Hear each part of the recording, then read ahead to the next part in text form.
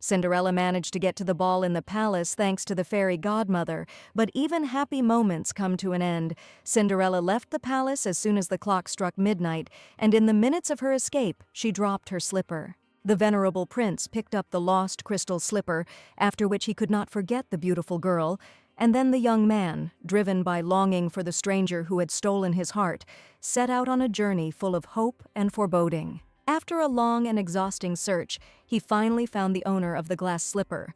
And after this happy meeting, Cinderella married the prince, and the happiest days of her life began. Her happy life should have been long, but according to the fairy tale fairy, Cinderella did not look like a happy lady at all. Most often, Cinderella was alone in a locked, cold room and shed bitter tears every night. At some point, the prince stopped looking for Cinderella. He locked her up like property in a cold cell, as if the girl was some kind of secret, and this certainly could not be called a happy life.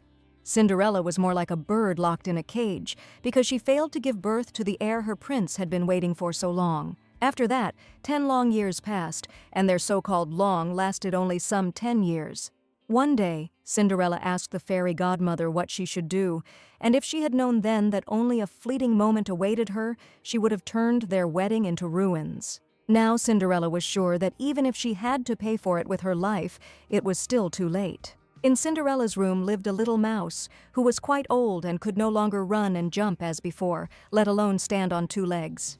Before her death, Cinderella decided to fulfill one of her wishes and ask the fairy godmother about it.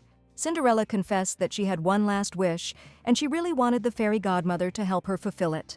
That day, Cinderella wished for this little mouse to be happy again and dreamed that this child would smile happily again.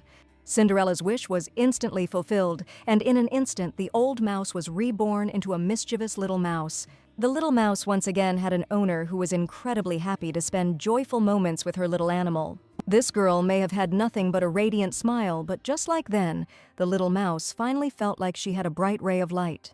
Looking at the little mouse, the fairy asked again if this was really the girl's true wish. Cinderella could have wished for anything, but for some reason she asked for the little animal to be happy again. The fairy took the dying mouse in her hand and fulfilled Cinderella's wish at the end of her life, who decided to wish happiness to the child. A small mouse, with fur the color of field dust, sat on a huge petal of a yellow flower. The mouse felt like a tiny dot in this world of giants, timidly moving its paws over the soft, velvety pile of the petal. Cinderella dreamed that the little mouse would live a happy and joyful life with her new owner forever. The heroine wanted this child to be happy and live a long life, full of pleasant moments and memories. This was the last wish the fairy could grant Cinderella before her death. Looking at the little mouse, the fairy did not understand why Cinderella did not want to continue her life, even just once. But for some reason she was sure that if everything were so simple, she could easily do it, but definitely not in this life. Legend has it that Cinderella's curse could only be lifted by this child, to whom she wished a long and happy life. For she loved her with all her heart, and if ever this child smiled, perhaps she could smile back at him. Cinderella's last wish was exactly that, and she really didn't intend to wish for anything else. And in the little mouse's next life, Cinderella wished that the animal would live in a sunny place, enjoying every moment of its life. But most of all, she wanted the little mouse to never meet her again, to avoid a dark and tragic fate. The birds sang a melody woven from the morning dew and the first rays of the sun, their voices merging into a single choir, where every note, every trill, seemed to be filled with hidden meaning, understandable only to those who know how to listen with their hearts. The melody that the birds were singing was an old childhood song of the heroine, and the birds always sang it when she separated from them with food. In the heroine's life, everything was not as bad as it seemed, and the little mouse could not even imagine that paradise could be so beautiful. As soon as she had settled comfortably into one of her favorite yellow flowers, she heard loud voices calling for Cinderella. The girls shouted that Cinderella was a lazy slacker and had absolutely no idea what time it was. And the little mouse even thought that she was in hell, otherwise she would not have had to hear the creepy voice of her half-sisters. The heroine stroked the little mouse, and at that moment the little animal felt all the warmth and caring touch of her. The little animal felt like he really was in paradise, so sunny and bright, where he was cared for and loved. The kind, happy eyes of Cinderella who stroked the little animal expressed boundless love. The sisters continued to call Cinderella loudly, and she promised the little mouse that she would definitely return to her soon, once she had completed her work chores. The little mouse could not understand whether everything was happening in reality or in a dream, but she knew one thing, that she had a caring mistress. The little animal did not understand at all what was happening, and at one point he even stopped finding it funny, but now it was completely unimportant, because this was his dream. Cinderella's face and voice were incredibly bright and sunny, making one believe in a happy future life. The sisters angrily called Cinderella, and one of them was unhappy that the girl was taking too long to fulfill her request. Having come out to the sisters, the lady promised to clean up right away, and one of the sisters did not understand why there was such a noise, and since when this girl became Cinderella. The sister laughed and said that she became Cinderella because she was constantly dirty and covered in ash. The sisters continued to insult and humiliate the girl, but the heroine continued to remain submissive and calm. And even when her sisters called her such names, she never once responded with a rude word. The little animal wondered if this was really the work of a fairy, because the world in which the mouse woke up was really a separate place, and probably the fairy simply turned back time. And since this was a new reality, the little animal had a chance to protect Sarah and make her happy. The dining room was too noisy because the sisters continued to quarrel among themselves, and the little mouse heard a familiar voice. It was the voice of Count Bluewood. He was Sarah's biological father, but he never stood up for her, and it was the worst thing imaginable. After Cinderella married the prince, unlike her stepmother and stepsisters, the Count continued to cling to fame, and one day paid for all his sins. Sarah lived well and tried, thanks to the budget allocated by the prince, but if it weren't for this greedy little man, the heroine would never have had to suffer so much. The sisters were constantly rude to the girl as soon as she appeared in their field of vision, and were sure that one should not contradict the sisters, and she was obliged to listen to them obediently. And the Count was always unhappy that he could have such a stupid and hopeless girl. But the heroine was still a child, and no matter how quickly she grew up and became an adult, Sarah was now just a young girl. That is why the young lady's happiness lay only in marriage, which could become her salvation, as if she had handed over her fate into the hands of the long-awaited prince. And in that case, no one except him could hurt this child anymore and treat her like a thing. Therefore, the little mouse no longer wanted to tolerate rudeness towards her mistress, and decided to sort things out on her own. The little animal rushed to run across the table, and even though she was just a mouse now, she really wanted to help her mistress. The little mouse was ready to do anything, even if death awaited her, so she ran across the table and rushed, clinging right to the Count's face. With her sharp teeth, she grabbed him right by the nose, promising herself that she would never forgive the Count for his rudeness towards his mistress. The Count screamed at the top of her lungs that a terrible, evil rat had attacked him right at the dinner table. If a person were bitten by such a small mouse, it would even be ticklish, but now the Count decided to become the king of real drama. He screamed in pain while the little animal hung on his face, clinging tightly with its sharp teeth, and the Countess asked the servants to immediately remove this abomination from her husband. When the heroine saw her little animal, she begged that it not be touched under any circumstances. The young men whom the Count ordered to immediately remove the rat headed in his direction, but the girl blocked their way and asked them not to harm the animal. She knew these people could be so cruel, planning to remove the animal herself right now. The little mouse heard her owner trying to stand up for her, and she understood perfectly well that she could get hurt if she tried to protect her. So when Cinderella blocked the path of the young men, one of them grabbed her tightly by the hand, shouting for her to go away slowly and not interfere. At that moment, the little mouse realized that her mistress might be in danger and detached herself from the hated Count's nose. And at the most opportune moment, the evil man took advantage of the opportunity, grabbing the little mouse that ended up in his strong hand. Holding the little animal in his hands, the man swung angrily, and he probably wanted to throw the mouse so that it would die as quickly as possible.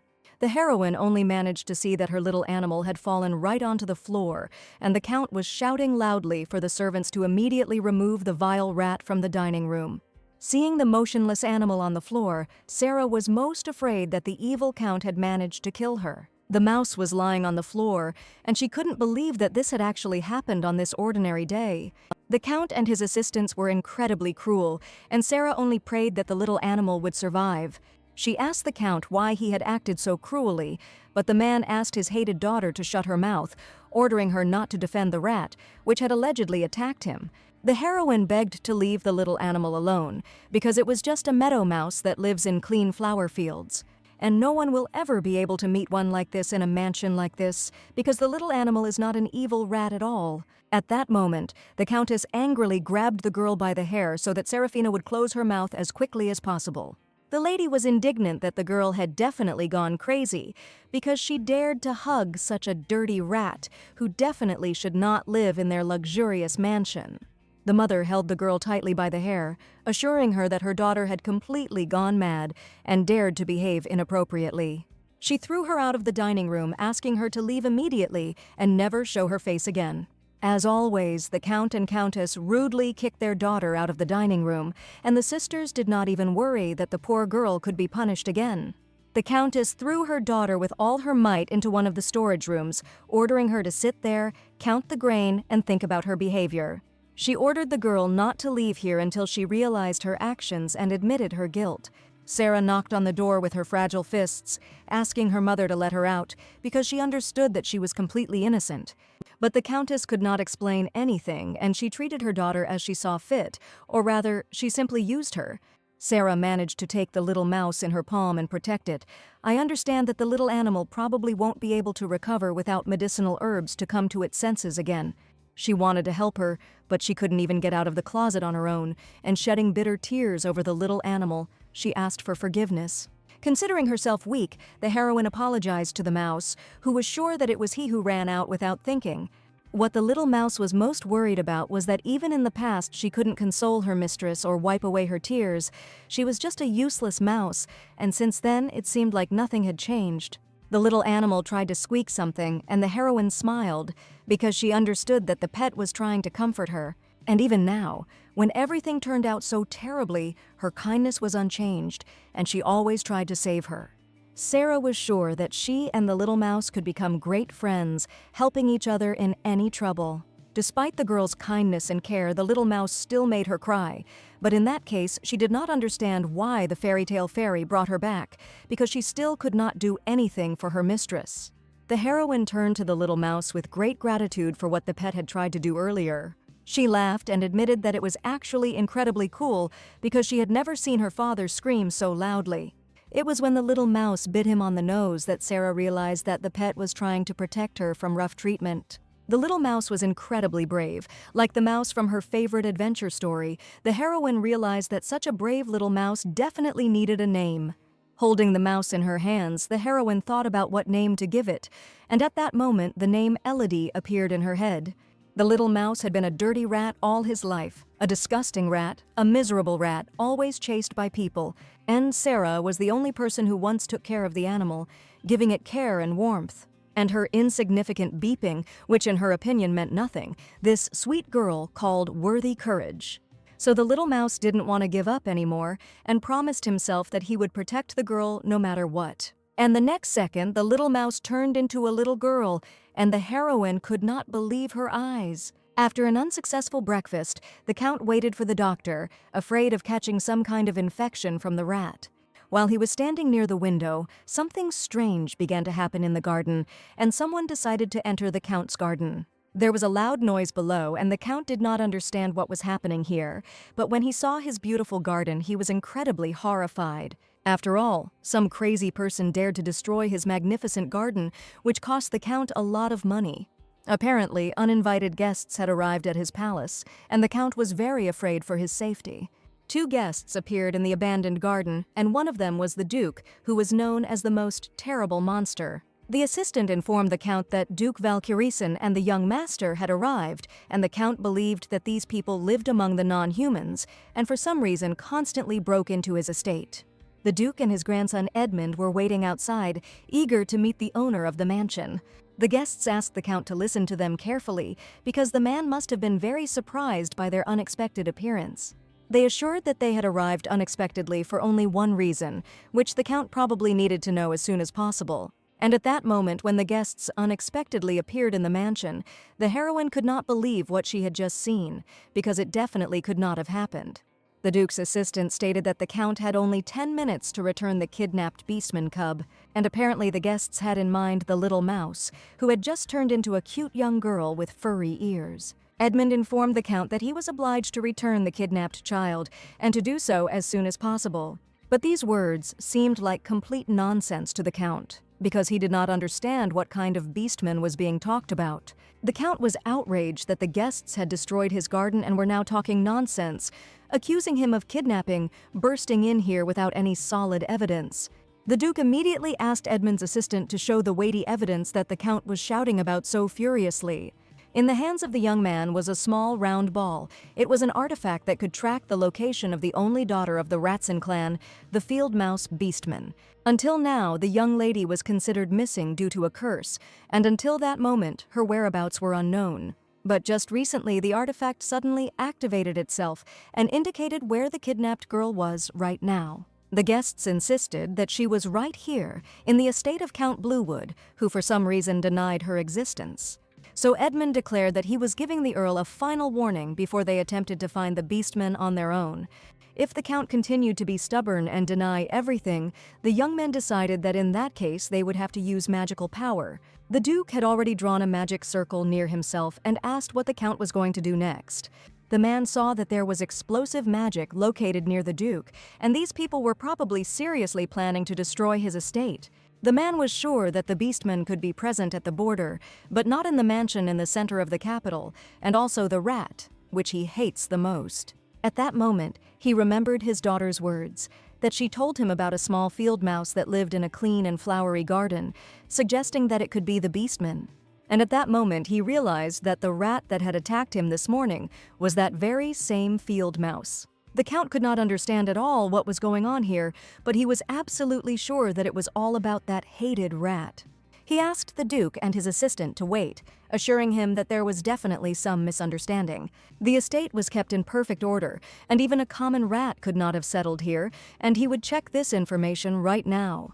He turned to his assistant Alfred, asking where the very beast that had bitten him on the nose that morning was. And it must be that same field mouse that his daughter had so desperately defended this morning. The assistant remembered which rat he was talking about, because this morning the little animal had caused an incredible commotion in the dining room. He saw his daughter take the little mouse, clutching it tightly in her palms near her chest, when the Countess grabbed the girl by the hair. For the Count, this was simply excellent news. He asked his assistant to immediately check whether the mouse was still alive. And if the hated rat was still alive, he ordered to kill it right there on the spot, but the assistant was surprised because the guests needed a live mouse. The Duke was called the King of Beasts, and even if they had a peace treaty, humans and beastmen would never get along on the same planet, and the Count was absolutely sure of that. The home of Duke Valkyrison was the only place that maintained contact with the beastmen on the border, and if they came here because of one beastman, then it was not just a commoner. And what the Count was most worried about now was that if the little mouse told about what had happened this morning, it would be the end of them all. So he ordered that all traces of the beastman's appearance in his house be destroyed as quickly as possible. When the mouse opened her eyes, she saw her hands, small childish hands with plump fingers and soft skin. Elodie stood up cautiously, not yet accustomed to her new form. The world around her was so big, bright, and unfamiliar. Fear and curiosity fought inside her, but something told her that this was only the beginning of a new life full of wonders and adventures, and the little girl with ears, Elodie, took the first step towards the unknown. Sarah approached the little girl to see if she was okay and that she was definitely not hurt or broken. She softly brushed Elodie's cheeks, guessing that the little girl must have been terribly scared. Looking at the small, fluffy ears that were cutely sticking out from under the girl's hair, the heroine finally realized who she had turned into. The girl had a long mouse tail sticking out, and Sarah saw that in front of her was a real cute beast man. All her life, the little mouse had been just an ordinary mouse. There had never been anything human about her, and Elodie couldn't understand how this could happen. Sarah was sure that the books had said before that ordinary mice couldn't turn into people. But the beastmen can turn into an animal at any moment, and even in human form they retain their features. And since the little girl had furry ears on her head, Elodie was definitely a beastman, a field mouse, and it was just amazing.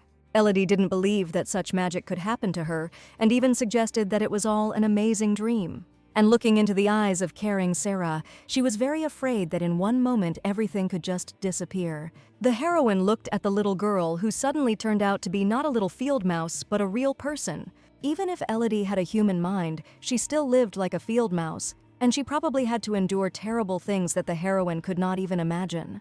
The The fact that she managed to keep her sanity was already a miracle, and Sarah hugged the girl carefully, insisting that everything was fine and they would definitely get out of here.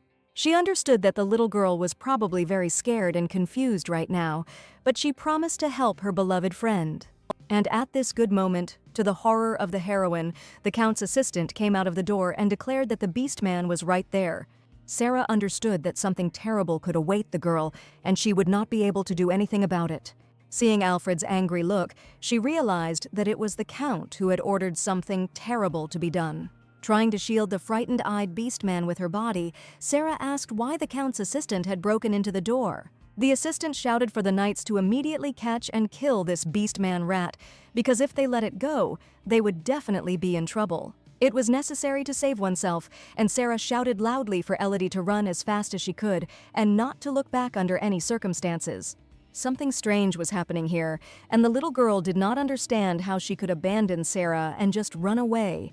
But if these people called her a rat, it meant that they were hunting her. In any case, now the little girl knew what it was like to be human. She didn't want to become a mouse again, but now she had to transform herself in order to slip through a small hole in the wall. The little mouse managed to hide and crawl through a crack in the wall, but the boys were going to break the wall, and Elodie felt that they wanted to kill her. Sarah screamed for the knights to stop breaking down the wall immediately, claiming that the mouse had long since escaped. But Elodie wasn't going to just die, and Sarah made it clear to her that in the future, they would definitely be together and happy. So the little mouse ran with all her might, because she had no intention of dying right here today. Alfred realized that the werewolf had managed to escape and ordered the knights to kill the mouse immediately before anyone noticed them. Sarah continued to shout for the young men to stop immediately, but at that moment a young man's voice was heard in the room, wanting to know what the knights were doing here. He saw that the young man was trying to break down the wall, and Alfred was completely scared when he saw the young man. Because it was the young master Edmund Valkyriesen, and even just one look from this man sent shivers down my spine. The heroine knew that if this was him, then he was indefinitely friends with the beastman, and Alfred was scared because he certainly did not expect to see the master right here. Sarah realized that now was the right moment and decided to ask the young master for help. She did not wait for words from Alfred, but pitifully begged that the young man would be able to help her. The little mouse watched from behind the wall as Sarah insisted that these vile people wanted to kill her friend. And she had no other chance but to ask for help from the venerable gentleman, who would definitely be able to help her. With tears in her eyes, the heroine begged to save her friend, who was completely innocent. Alfred understood that if the young duke understood everything now, he would definitely have trouble, and big problems would also await the Count. He wanted to get rid of the hated rat as soon as possible before the young master managed to find it himself. Alfred shouted how the girl dared to speak first, since no one had given the floor. Right in front of her was the heir of a great family, and she was just a lowly girl who didn't even have the right to open her mouth. Alfred shouted that Sarah was just a dirty maid and had absolutely no right to express her opinion, assuring that the girl does not even deserve the most miserable life in a cold, empty attic with cobwebs and cockroaches. Sarah had no mother, and the Count never considered the girl as a member of his family, and she will never become part of the Bluewood Count family. The Countess also always treated the girl rudely, and called her a small and dirty girl who was only fit to wash floors. That's why Alfred always treated Sarah like a thing that was constantly getting in the way and underfoot. Sarah had spent her entire life trying to defend her honor and never considered herself an ordinary servant in this terrible family. But to her great regret, she lived her entire life seeing only the floor and was always treated as a vile servant who was not worthy of kindness. Now she had a little friend, and the heroine could not sit back and do nothing. The girl loudly declared that her name was Seraphina Bluewood and that she was the legitimate daughter of the Count's house. Alfred insisted that the girl had gone crazy and was talking nonsense about being the daughter of a noble family. He didn't understand why the lady suddenly started expressing her opinion, because she always remained silent no matter what they did. After all, he was sure that no one would believe an ungrateful servant, a dirty slob like her. While Alfred was trying to sort things out with the girl, the Duke approached him and declared that there had been enough rudeness for today. Alfred called Sarah an ordinary child of no birth, who was clearly not worthy of the attention of such a respectable gentleman, but the young man asked Alfred in a serious tone to immediately release the girl who had just expressed her opinion. He was not afraid to grab Alfred by the hands so that he would finally let go of the innocent girl. At last the lady's hands were free, while Alfred cried pitifully that the young man had treated him too rudely. When the heroine said her name, the Duke realized that he had never heard it before, and he also had not heard that there was another daughter in the Count's family. He chuckled, because the head of the family had never mentioned his third daughter before. Sarah was prepared for the fact that absolutely no one would believe her, but now she decided to ask the master for help. She asked to save her little friend who was hiding in the wall, and she didn't care at all what might happen to her in the future. According to Sarah, there was a field mouse hiding in the wall, a child who had just now learned how to change his appearance. Alfred shouted at the young Duke not to waste his time on the nonsense of an ignoble servant. But the young man knew that everything the girl had just said was not a lie, and it was the absolute truth. A small blue magic ball appeared in his hands, and Elodie looked at the unimaginable magic with great surprise. The Duke confirmed that the location shown by the magic ball exactly matched the location he was currently in. And this meant only one thing: the missing beast lady was in this room, which meant the ducal family was looking for little Elodie, and she was incredibly happy about it. Turning to the magic ball, the young man realized that it was pointing exactly to the place in the wall next to which he was located. Alfred realized that there was a small crack in the wall, and that was where that same rat had dared to escape. Without thinking, the young Duke picked up the tool that could break the wall. He asked everyone to step back, and Alfred realized that the young man was not going to listen to anyone. Despite his pleas from the young Duke to stop, the youth still approached the wall, despite the shouting assistant. He still thought that the issue could be resolved peacefully, but at that moment the Duke was already swinging a weapon at her to break down the wall. The concrete wall crumbled into pieces as soon as the young Duke used his magical power. He struck right at the small hole in the wall, right where the little mouse was hiding. The Duke managed to break through it. He was immediately happy, because he was sure that the Beastman was definitely here. Just now, the young Duke destroyed the entire wall with just a fire axe, and even the little mouse was so scared that she froze in place. The Duke approached her with concern and asked her not to worry in any way, because she was now completely safe. He admitted that he came to save the little beast man, because he knew for sure that she was right here. The little mouse saw this man for the first time, and did not understand at all why he decided to save her. In an instant, the little mouse turned back into a girl, and Sarah asked for forgiveness for not being able to do anything when she was in danger. The little girl was worried that she was completely useless, and Sarah could even be beaten, but she still tried to help her.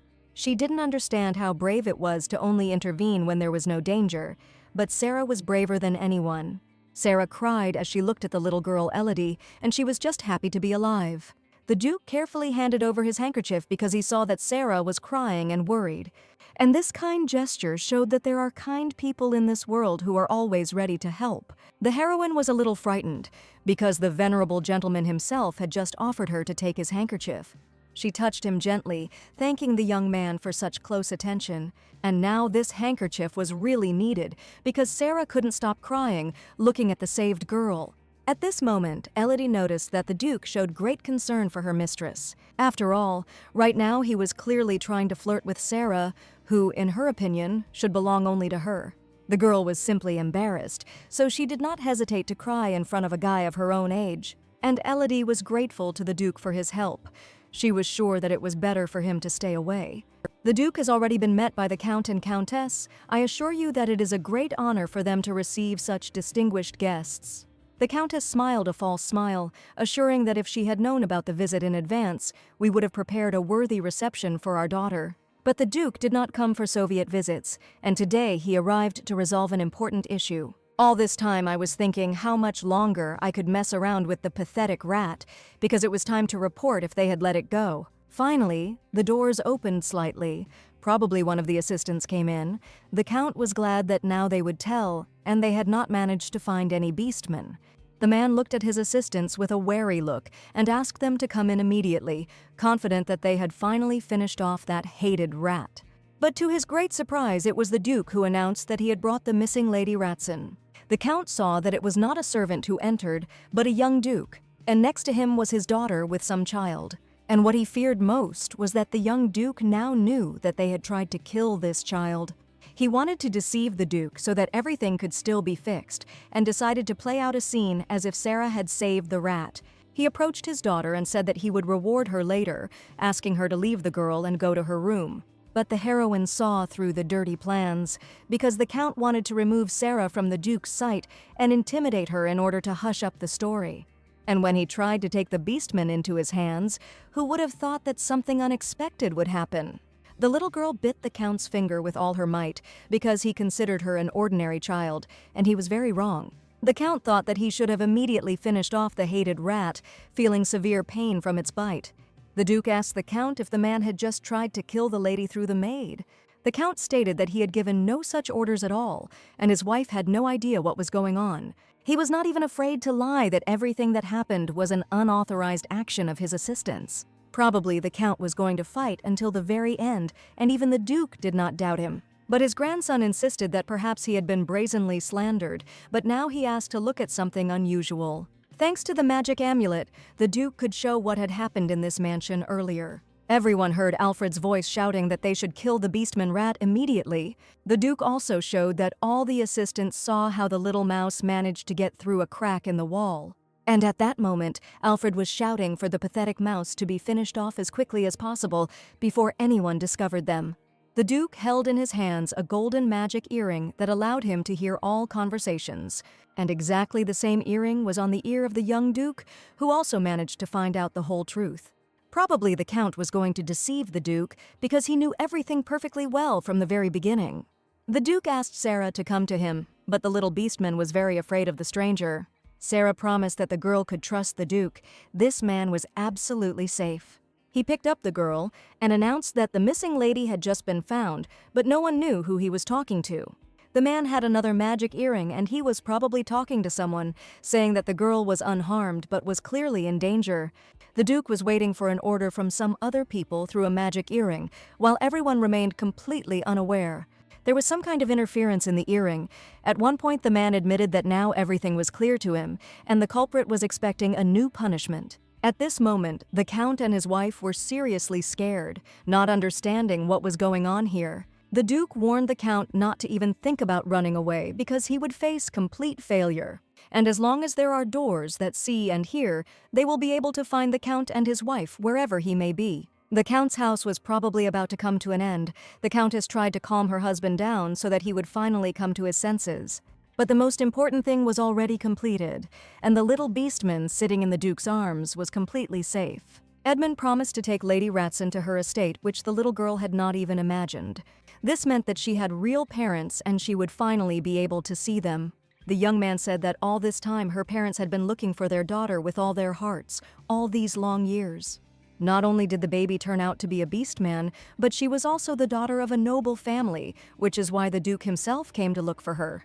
Everything was incredibly confusing, and the little girl wanted to see her parents, but she didn't remember her family at all. And besides, since the Duke came in person, it meant that she was a very important member of the family. She dreamed that when they returned with Sarah, she would dress her in the most beautiful, luxurious dresses. And he will also feed her incredible delicacies that the girl has never tried before. The little girl dreamed that they would lie on a soft and fluffy bed, and nothing terrible would happen in their life anymore. So she happily asked Sarah to come with her to finally meet her family. Sarah had never thought about it before, that one day she would be able to leave this terrible house. After all, she couldn't even imagine whether she could be happy if she went after her little friend now. There was one little ray of light in her life, and that was the little Beastman. Therefore, the heroine decided that she wanted to be happy next to Elodie and meet her beloved family. And holding her little mouse in her arms, Sarah happily announced that she was going to go with her. Dreaming of a happy life with their little friend, the heroes arrived at the Ratson family estate. But no one said that this estate would be so small, because the little girl promised her friend a luxurious life. The estate turned out to be for little mice, and Sarah understood that they definitely could not live here happily, because she was even taller than this house. Elodie squealed that everything was lost because she couldn't even get into the castle, and was already silent about her desire to find happiness with her friend. The Duke approached the small mansion and admitted that he had come to visit His Holiness. While the dream of a happy life was crumbling before the eyes of the little mouse, the heroine asked if her parents were high priests. Elodie tried to come to her senses as quickly as possible, only now she began to understand where she was and who her family was. This world was divided into 2 continents, and one state was called Terra Nolia. Only people lived here. But there was also another state. It was called Anemanolia, and only beastmen lived there. Between them were the lands of the Valkyrian family, so one could only get from one world to another by passing through the strictest control of the lands. This meant that the high priests of the mysterious land of the beastmen were the parents of little Elodie.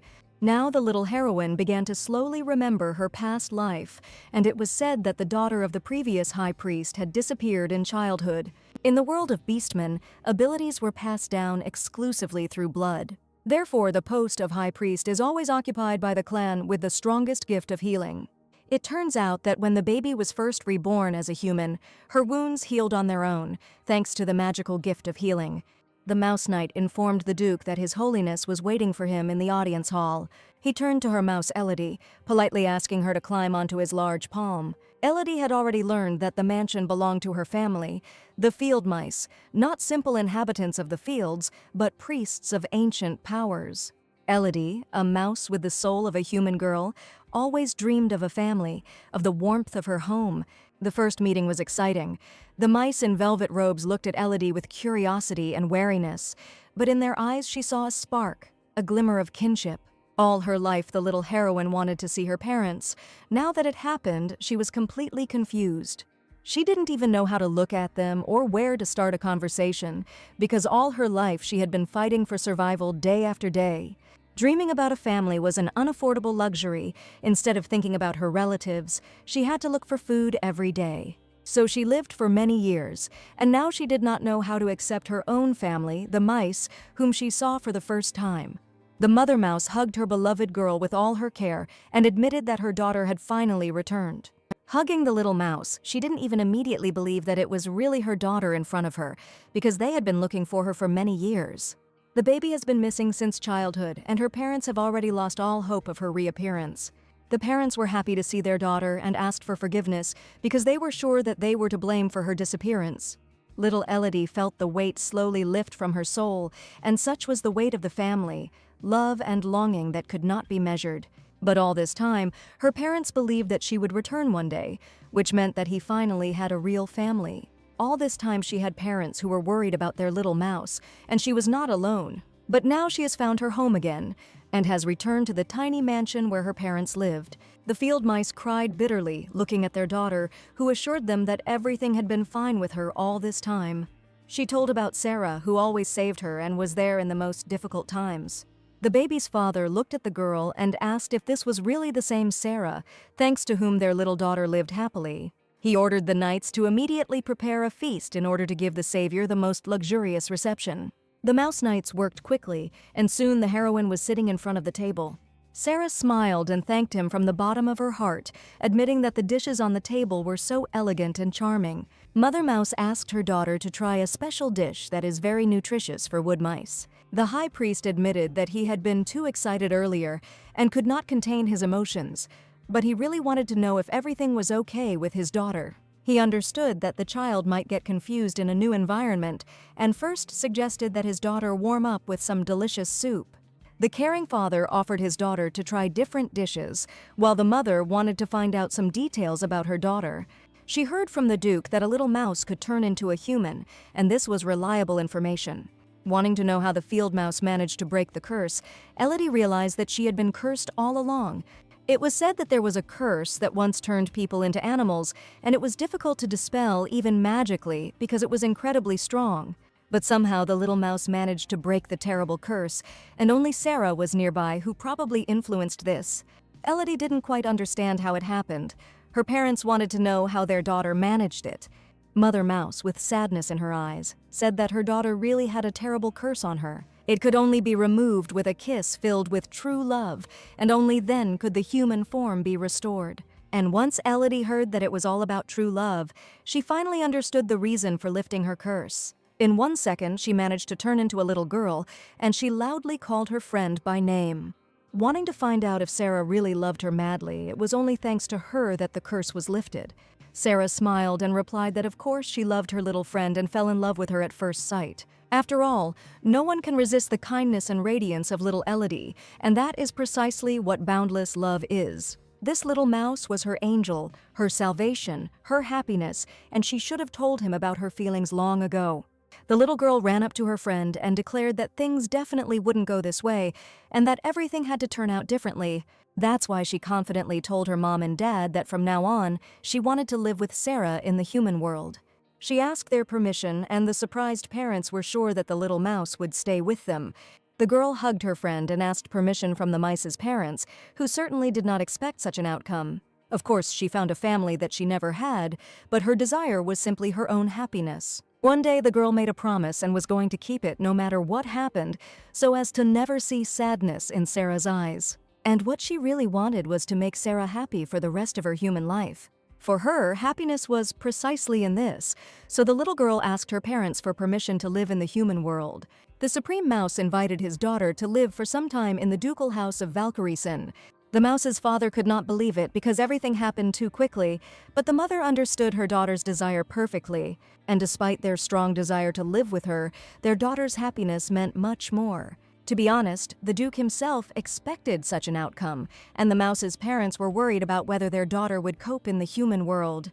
The Valkyriesen never refused those who came of their own free will and asked them for help. The baby's parents understood that she would be protected, and they were worried that no one would hurt her again. The Duke promised that her parents would not worry, although their faces showed that they were ready to die of anxiety right now.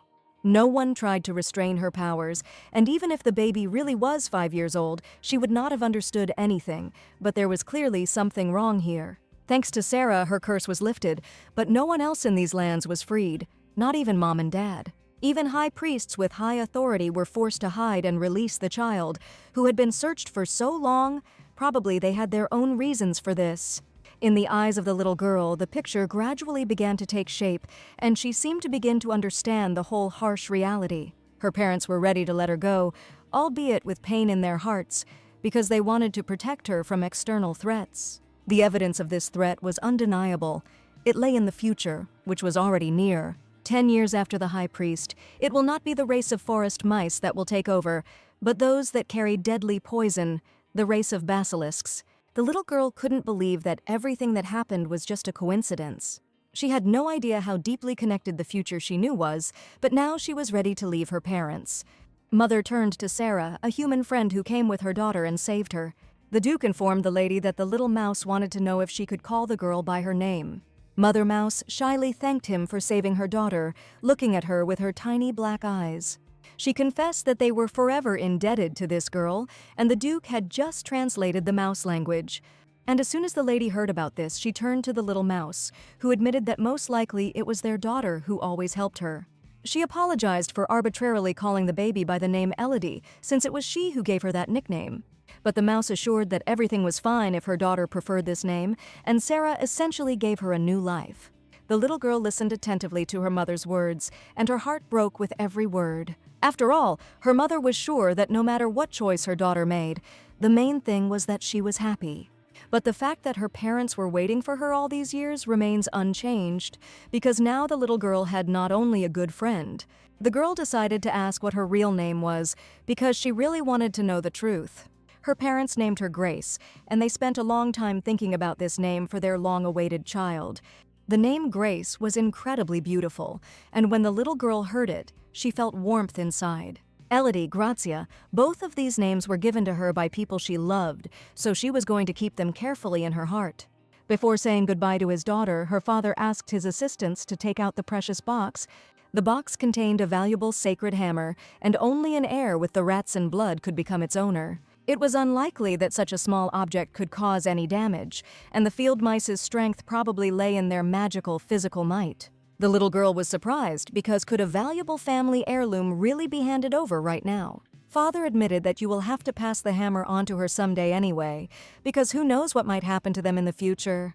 The most dangerous moment was that anyone could be hit with a small hammer, and after that the magical object would transport its owner to a safe place. The little girl thought that this hammer could only be used for teleportation, but her father said the following: that the magic hammer can only be used to escape from danger, and nothing else. This meant that the family heirloom had other functions, but it was used solely for security. Father said that life is predictable, and there may come a time when even here it will not be safe.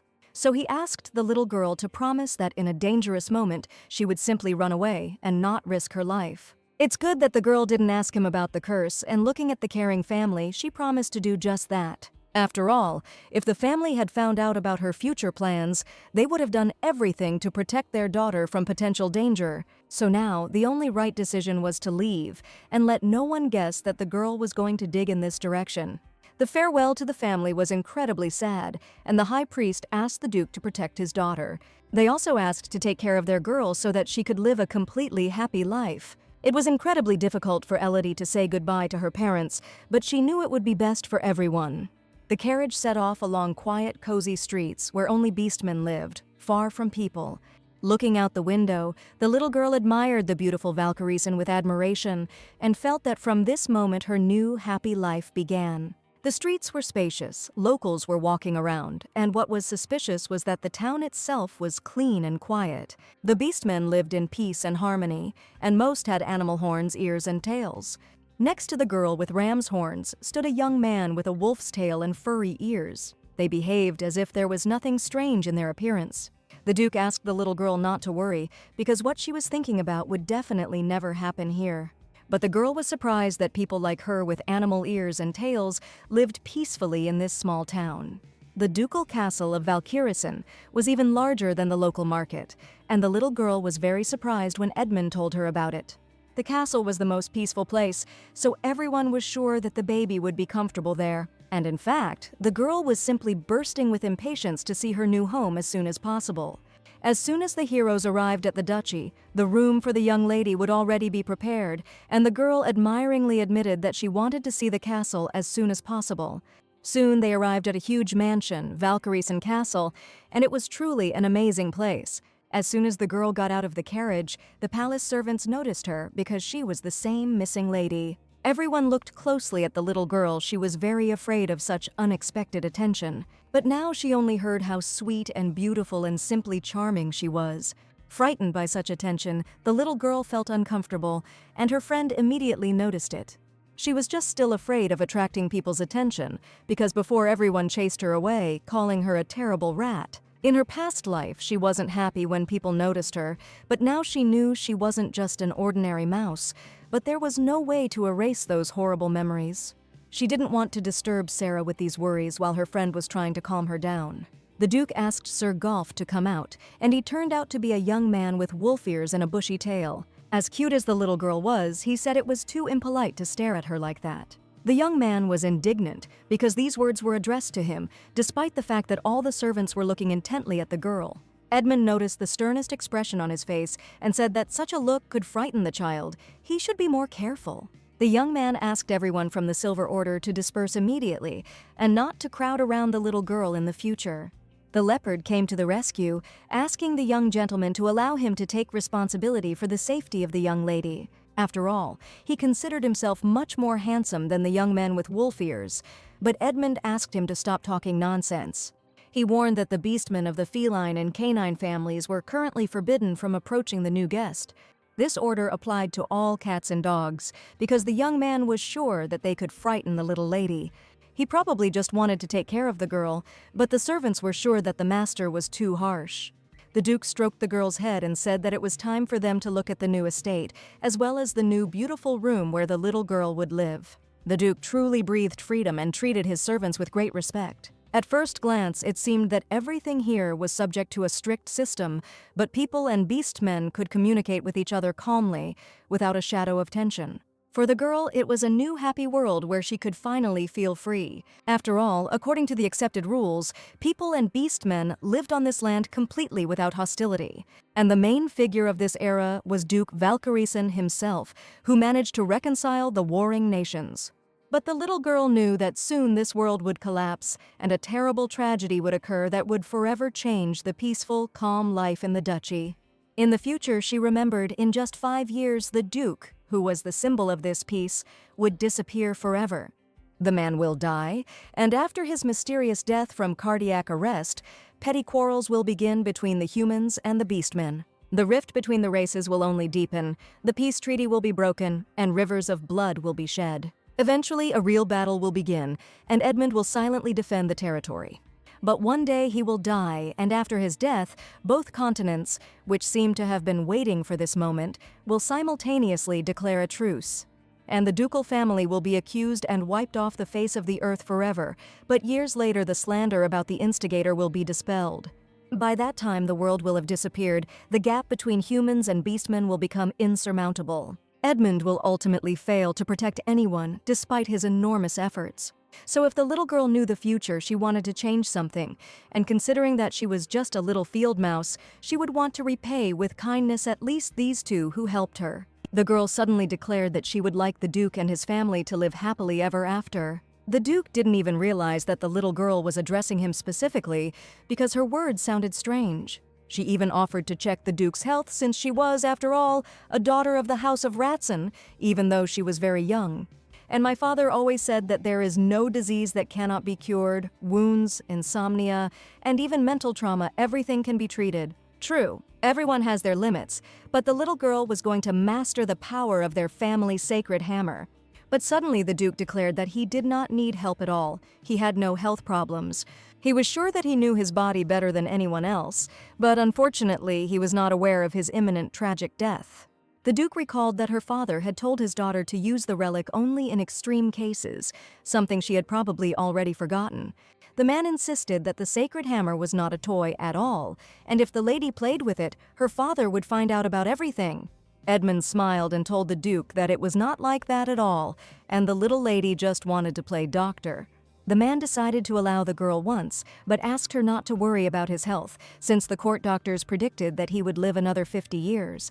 Elodie knew the Duke was going to have a heart attack, and she immediately thought that he probably had some kind of chronic illness. But it turns out that this is not the case, and perhaps someone will arrange his death in such cases. Something is usually mixed into the food.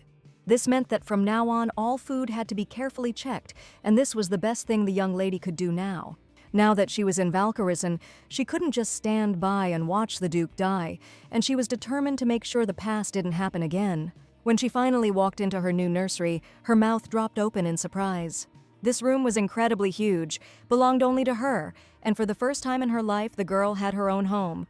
She was at a loss as to what to do in such a huge room and decided to train her body to protect her friend and overcome her fear of a new life. After all, she was still madly afraid of other people's attention, but suddenly she heard footsteps near her room. The head maid arrived to see her and promised to take care of the young lady from now on. Out of habit, the little girl got scared and hid under the headboard of the bed, from where only her legs and long tail stuck out. The maid was puzzled as to how the girl had managed to get into such a place, but she had to lie that she had simply seen something under the bed. In fact, the maid had scared her incredibly, and the lady had only come to help the girl change her clothes. The baby's suit looked tight, and she had been wearing it all day, but these were the clothes she had been wearing before the curse, and 2 years had passed since then, and they were too small for her. Lady Squirrel had prepared the clothes and offered to look at the new dresses, but after 2 years of living as a mouse, it was difficult for her to feel any feelings about clothes. The maid asked if the little girl had any preferences in design or color, and they were happy to fulfill them. The girl didn't really care about design and color because clothes hardly fed her. The maids brought in many boxes, and all the clothes were intended for the young lady, and the outfits for Lady Bluewood were downstairs. She took out one of the dresses that was intended for a girl, but suddenly the little girl said that she needed the blue color. After all, her friend Sarah simply adores blue, and she will definitely like a turquoise dress. She also knew that Sarah liked gold, but she was completely unaware of her favorite color. She began to look through the boxes and choose an outfit for her friend, and in one box there was a necklace that she thought was perfect. But be that as it may, the maid said that the little girl needed to choose something for herself. The young miss first of all wanted to pick out a new outfit for her friend, and she happily brought out the blue box. She wanted to see Sarah try on the new dress and was happy to come and hand it over to the girl. Opening the box, Sarah was surprised because the little girl managed to choose exactly what she liked. Of course, the young miss could list hundreds of things that would suit her friend's taste, and she picked out an amazingly beautiful dress. It was a light sky blue dress that matched Sarah's eyes incredibly. The lady really did look like an angel, and there was even a magical glow coming from her, and this dress suited her incredibly. Sarah thanked the baby for her pleasant care and was just picking out outfits that would suit her well. From pajamas to weekend wear, the kids' clothes looked so expensive and cute. It turns out that the lady had been picking things out for the little miss all this time and hadn't even looked at a small part of it. But she carefully picked out clothes for the girl, because others also helped her with this. Ever since Elodie became human again, Sarah had always dreamed of doing something like this for her.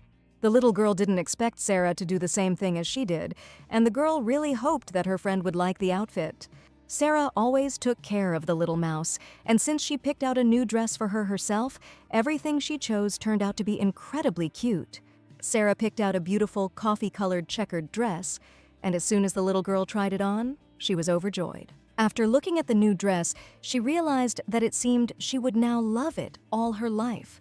Wanting to see Sarah in her new dress as soon as possible, she asked her to try it on quickly. While Sarah was getting ready to take a bath and change into a new dress, Mustard suggested that the little girl look around the estate. She carefully extended her hand to the girl, and together they went to inspect the property. The maid and the baby went into the building where the Duke himself most often spent his time, and this building was simply enormous.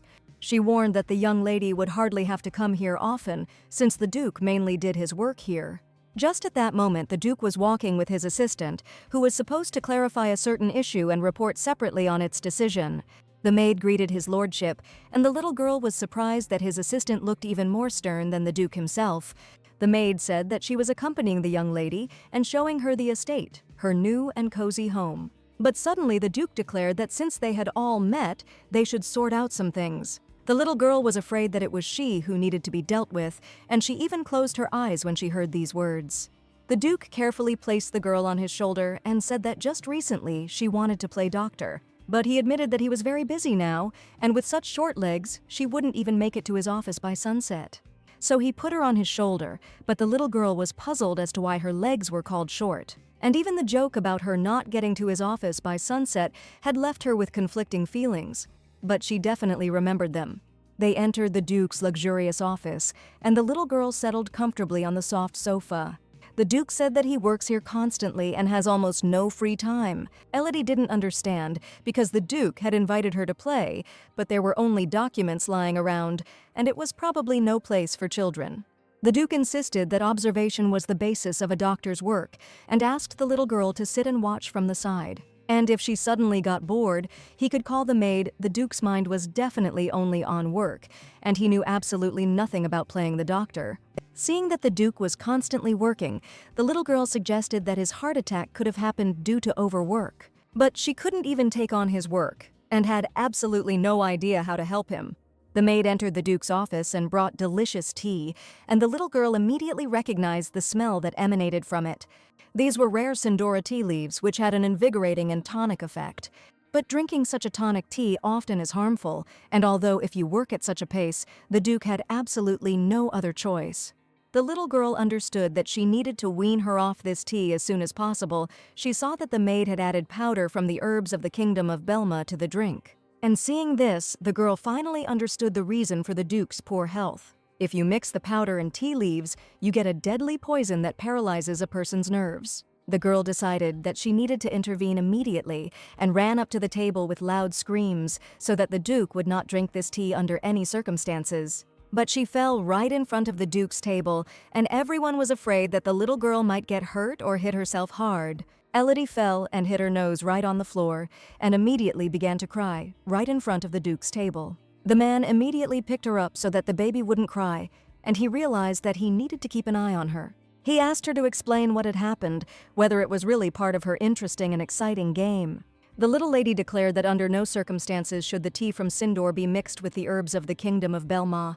It will only become fashionable in 5 years, but if you mix tea leaves with herbs, you can get a stronger, invigorating effect, but only in certain proportions. This combination paralyzes the nerves, deprives not only the sense of touch, but also the ability to feel pain, and 6 months after the boom in popularity, the nobles complained, but they are reversible consequences.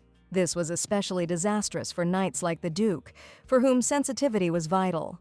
The Duke was surprised because he had been mixing herbs for a long time and nothing like this had happened, but if this was confirmed information from the girl's father, then the matter was serious.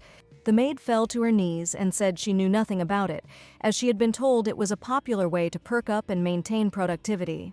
The maid did as she was advised, but the Duke knew absolutely nothing about it. But now the little girl had revealed to him the whole truth about the desperate leaves and herbs, and he definitely had to pay attention to it. It seemed that the maid was not lying at all, and this could be determined simply by her look. The herbs of the Kingdom of Belma were introduced only recently. They can't be so popular now, which means that someone definitely suggested it to her. So the Duke tried to find out who had previously reported this combination of herbs, as well as their great benefits. As it turned out, the Earl of Hamilton was to blame for everything. It was he who suggested that the maid use such a mixture of herbs. The Duke was furious, because he could not even imagine that a tea drink could have an adverse effect on his health. He immediately called an assistant, who reported that the herbs from the cataract were indeed supplied by the Earl of Hamilton himself. After this information, the Duke's face changed dramatically, and the little girl could not help but notice his play with my gaze. The man threateningly asked that the Count himself be brought to him as soon as possible in order to sort this out personally and find out the details. The Count was soon brought in, but he insisted that some absurd mistake must have occurred and that he was completely innocent. He insisted that he had no idea how mixing tea leaves and herbs could make them a neurotoxin. The Count asked the Duke to give him a chance to find the culprit, but the assistant said that his words would be enough. And now they have received information right down to the composition of the herbs, the time and methods of acquiring them. The assistant assured that all the circumstances had long been subject to change, and the Count really did have serious problems. And everyone was sure that the Duke would definitely not have given such an order without any reason if the Count had really been innocent. The young man shouted that the Duke was an enemy of the people and could not destroy him, suggesting that the man go straight to hell. The assistant reported that the doctor told about a method that was previously unknown to anyone. It was very difficult to do because the small difference in the proportions of the infection was very different, but if you mix everything in a certain ratio, as the little girl said, you get a neurotoxin. And apparently the game was just waiting for the man to feel bad from drinking this tea. If the Duke had continued to drink this tea, he would soon have become paralyzed. No one would doubt that the problem lay in the mixing of herbs. This year, the Count turned 24, and the Duke could not believe that at such a young age he had decided to install him. They first met when the man was taking down the slave trading guild his parents ran, and it seems like it was yesterday. At that time, the still very young Count called the Duke an enemy of the family. Then he thought that this was natural, because he was only 14 years old. The young man lost his parents, his property, and all he had left was his family line. So the Duke took responsibility and kept the boy by his side until he cleared the family karma and fulfilled his share. But the result that the young master presented to him exceeded all his expectations because he wanted to kill him. Until now, the Duke had carried out his duties responsibly and given the Count everything he needed to live a happy life. But now, the time had come to take responsibility for his actions, and the Duke was confident that he was doing the right thing. He stated that the culprit would certainly be punished, but he did not want this man to be hurt. The Duke was incredibly upset, but he didn't show what was on his mind, that everything was fine and it just happened. Now he had a more important question, and the man was curious about how the little girl found out about everything. Perhaps since she is from the Ratson clan, the girl received a revelation from the Almighty, and there was no other way to explain everything that was happening. But the Duke decided not to make anything up and to ask the little girl about it personally, since she had saved him from death. The little girl waited patiently for the Duke in his office, and when he returned, there was a kind smile on his face. The man asked her how she knew he was eating spoiled food, and in her role as a doctor, she was very attentive. As the young lady thought, she acted as if she knew too much and was now trying to come up with an excuse. But the clumsy lie was now exposed, and if she did not want to end up like Hamilton, she had to convince the Duke properly of her truth. The girl said that she once ate a lot of the same thing, but something strange happened to her. When she was a field mouse, she got a little sick because she was so hungry and had no choice but to eat something. It was then that she learned that you need to be careful with any food because you can eat something poisoned and simply die. Before meeting Gray, the little field mouse felt a deep sense of hunger and despair. In a situation where it was difficult to take care of even one's own body, one day a house mouse extended a helping paw to her. She managed to find out everything only thanks to this cute little mouse who saved her from unexpected death. The new friend told how to find edible food, how to avoid people, and that even an ordinary mouse can have fun and enjoy life. She taught him to enjoy the drops of morning dew, and this mouse became a real benefactor for Elodie. She suddenly died after eating rat poison thrown to her by people, and her death was very painful. Living for 2 years at best, she could not live even that, never enjoying her short, happy life. So, using her role as a doctor as an excuse, the young lady checked his lordship's food because there was nothing else she could do. It may have been too late to be greedy now, but the girl admitted that she didn't want to see anyone die again. And now this concerned the Duke, whose life was in danger, but he had not suspected this at all before. Remembering the death of that mouse, the girl cried, and the Duke wondered what to do now. He asked the little girl to stop crying, because there was no longer any need to stir up painful memories, and now everything would be fine with the girl. The little girl didn't think she would cry so much, but she unconsciously remembered the past tragedy and the death of the little mouse, and so she became emotional. After all, Hamilton was just a small fish too, and the Duke would not allow such a guy to come to harm simply because he let his guard down. The little girl was glad that the Duke listened to her, but for some reason he remained unperturbed, as if he was used to threats. It seemed he hadn't even thought about herbs, but it wasn't the first time he had faced a threat, because there was clearly something else that could lead to his death. But today the little girl managed to reveal the whole truth, and the Duke realized how important this girl was in his life. When the young lady called the Duke Your Grace, he looked at her with a surprised look. And suddenly he suggested calling him simply grandfather, without any official titles or addresses. The little girl was surprised, because this gesture was kind, and she had never called anyone grandpa before. As a joke, the Duke pointed his index finger up and belligerently declared that from now on the little girl should call him grandfather and nothing else. He said that he had to pay back the lady doctor, and he also had one interesting request. The Duke made it clear that he wanted to repay the favor, but for some reason they went to the kitchen, and the little girl was surprised. After all, she was sure that the Duke certainly did not repay kindness with hostility, but the kitchen frightened her incredibly. This kitchen was much larger and more magnificent than the others, and the Duke warned that the girl could play doctor here. But she was afraid that the cooks would see her and try to drive her away, because when she was a little field mouse, she was only driven out of the kitchen. She was afraid that everyone still considered her unclean and had been avoiding her since she arrived, so she wanted to leave the kitchen as quickly as possible before she was kicked out. The Duke understood that the girl was simply scared in the new conditions, and he understood this from her frightened look. As the young lady wanted to leave the kitchen as soon as possible, the Duke asked her if she was going to spend her whole life hiding in corners. He brought her here for a reason, and guessed that the little girl was simply terrified of the kitchen. The young lady understood that she needed to speak up so that she could be released, but for some reason she was completely unable to even reveal her lineage or utter a word. But in her memory, only sharp knife blades flashed, and terrible incidents when a small mouse was menacingly chased throughout the kitchen. Still, the young lady was frightened by the face of the chef, who was holding a huge, sharp knife in his hands. Apparently, the chef with horns looked menacing enough that one of his colleagues asked him to at least put on a mask or go around the corner for a bit. The cooks greeted the young lady with respect, and everyone waited for the day when they would finally be able to see her in person. And this was not at all the reaction that Little Miss expected, because she was sure that everyone hated her. As grandfather had said, no one approached her because they were afraid of frightening her, and the Duke had warned everyone about this. His words were true, and she couldn't run away forever, because that was why she left her parents and came here. And if the young lady cannot overcome her fear, she will never be able to lift the curse from her family. That is why it was now necessary to make friends with the inhabitants of the duchy, who incredibly respected and loved her. The caring lady cook with ears smiled and asked if the young miss would like to try some delicious cookies. The cook's hands were simply terrifying when the girl touched them, but they were also surprisingly incredibly warm. The little girl modestly admitted that she came to check her grandfather's food to make sure it was completely safe. The cook saw the young lady as an incredibly sweet person and even offered to try to create a new menu for the Duke. They treated her like a child, but the young miss knew that it would be presumptuous to ignore her. All her life she had been a little field mouse, but she knew that she was not an ordinary mouse at all, but an elite one, so to speak. The young lady was given a piece of paper to try out when making a new menu, and it was the first time the little girl had written and used such a tool. Looking at the new menu, the Duke decided to put spelling aside and realized that first the girl needed to be taught to at least hold a pen.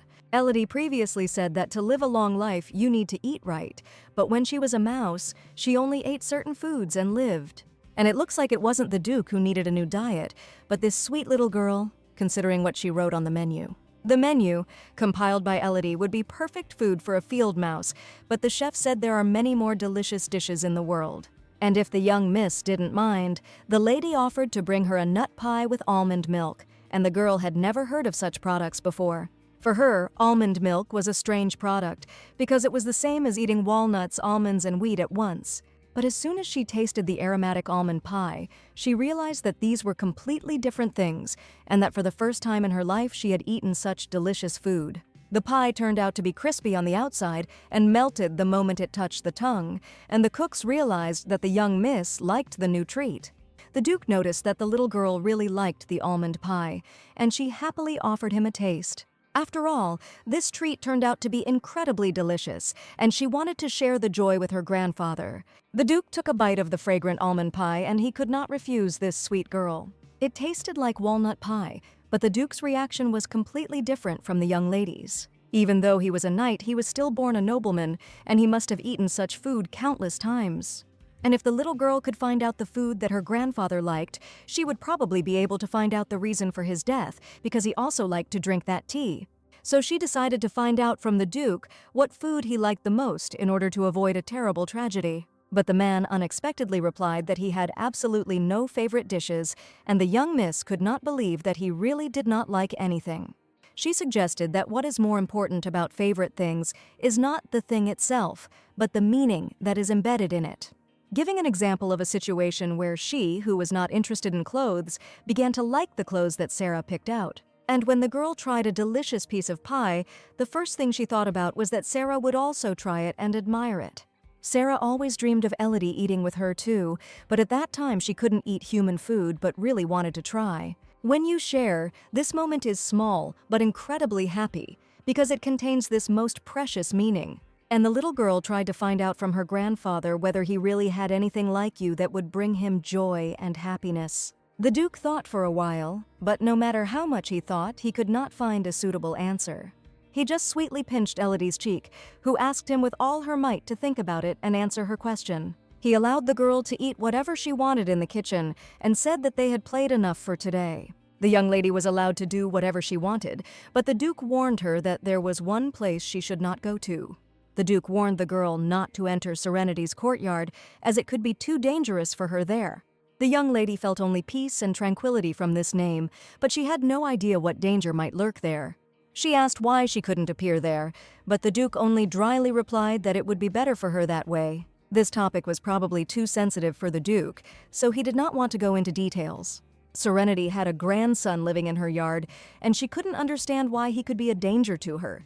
This grandson certainly could not have been Edmund, and was probably one of the two remaining. Duke Valkyriesen had 3 grandsons, the first being Edmund, who would lead the duchy after him. The second grandson, Zenobia, was known for his bitchiness and dissolute lifestyle, and there was too little information about the third grandson because he had been dead for a long time. He died at an early age, unable to overcome a congenital disease, and his name was Lord Karen. The little girl understood that her third grandson was still weak in body due to a chronic illness, and he certainly could not become a danger to her. After a delicious lunch, the girl and her maid went to the Duke's garden, and looking at the huge, fragrant flowers, the girl was touched with delight. Lately, she had been living only in the room with Lady Grey, and the maid was sure that the little girl should feel good, showering with fresh air. It was the first time she felt so comfortable with Sarah, and the first week of life in the Duke's house flew by. But the young lady understood that now she could not spend all her time in such a relaxed state, and she needed to solve important issues. In addition, it was necessary to find a clue about her kind as soon as possible, but suddenly she looked at the bushes and saw a real snake for the first time. The girl got scared and asked the maid why there was a snake living inside the mansion, which scared her to death.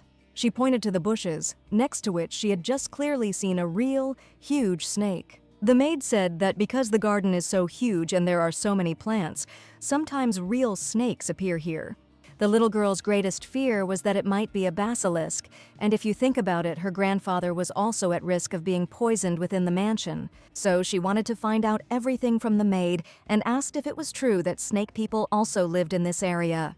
There was a genus of boas and a genus of king snakes, but the little girl also knew of a genus of basilisks, which was the most dangerous. The maid was surprised that the young miss knew about this family, and earlier she said that she had lived on the street all her time.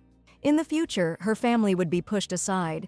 They would become the family of the high priest, but she couldn't help but know that she just heard it somewhere.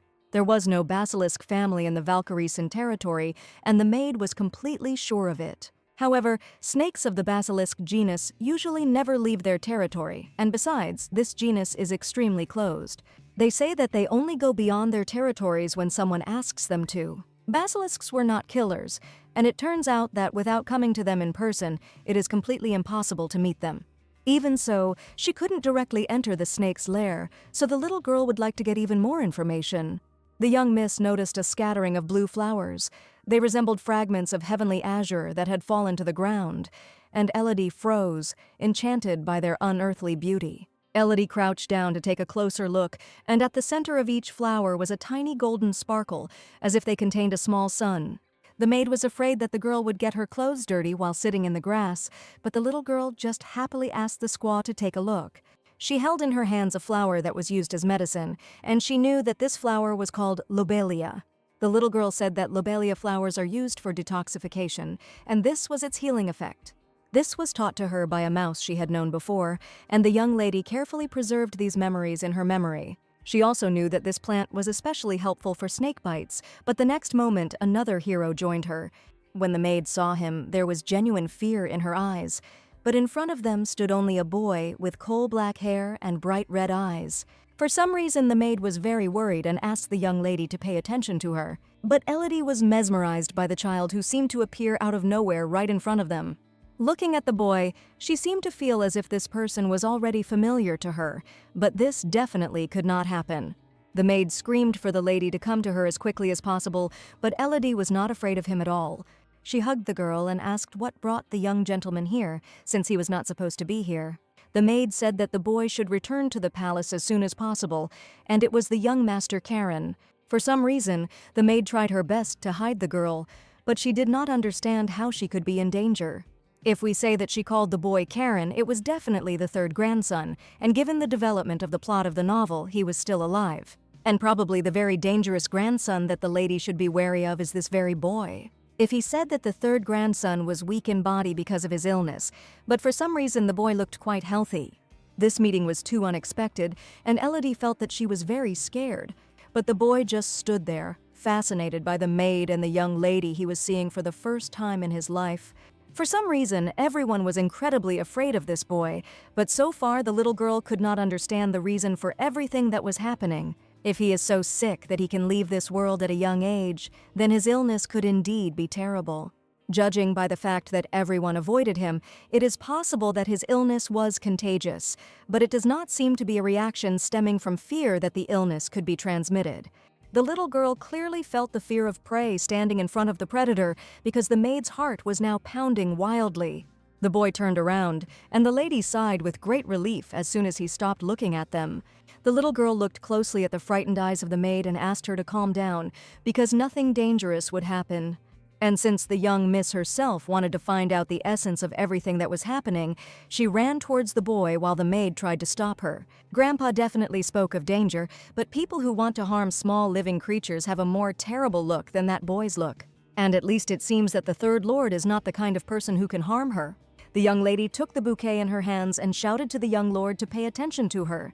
Holding a beautiful bouquet in her hands, she asked him to take his healing herbs, saying that there were snakes here, and if he was bitten, he needed to crush the herbs and apply them to the wound. The boy probably didn't expect anyone to talk to him, and it was simply difficult for him to approach a stranger. So the young lady offered the bouquet, claiming that being bitten by a snake was very dangerous and the boy should take it. The girl joyfully shouted for the young lord to be sure to take the bouquet, while the maid called her back. The boy immediately realized that this child was the only one left from the Ratson family, and since it was noisy in the mansion, he went out for a short while. He did not expect to run into her.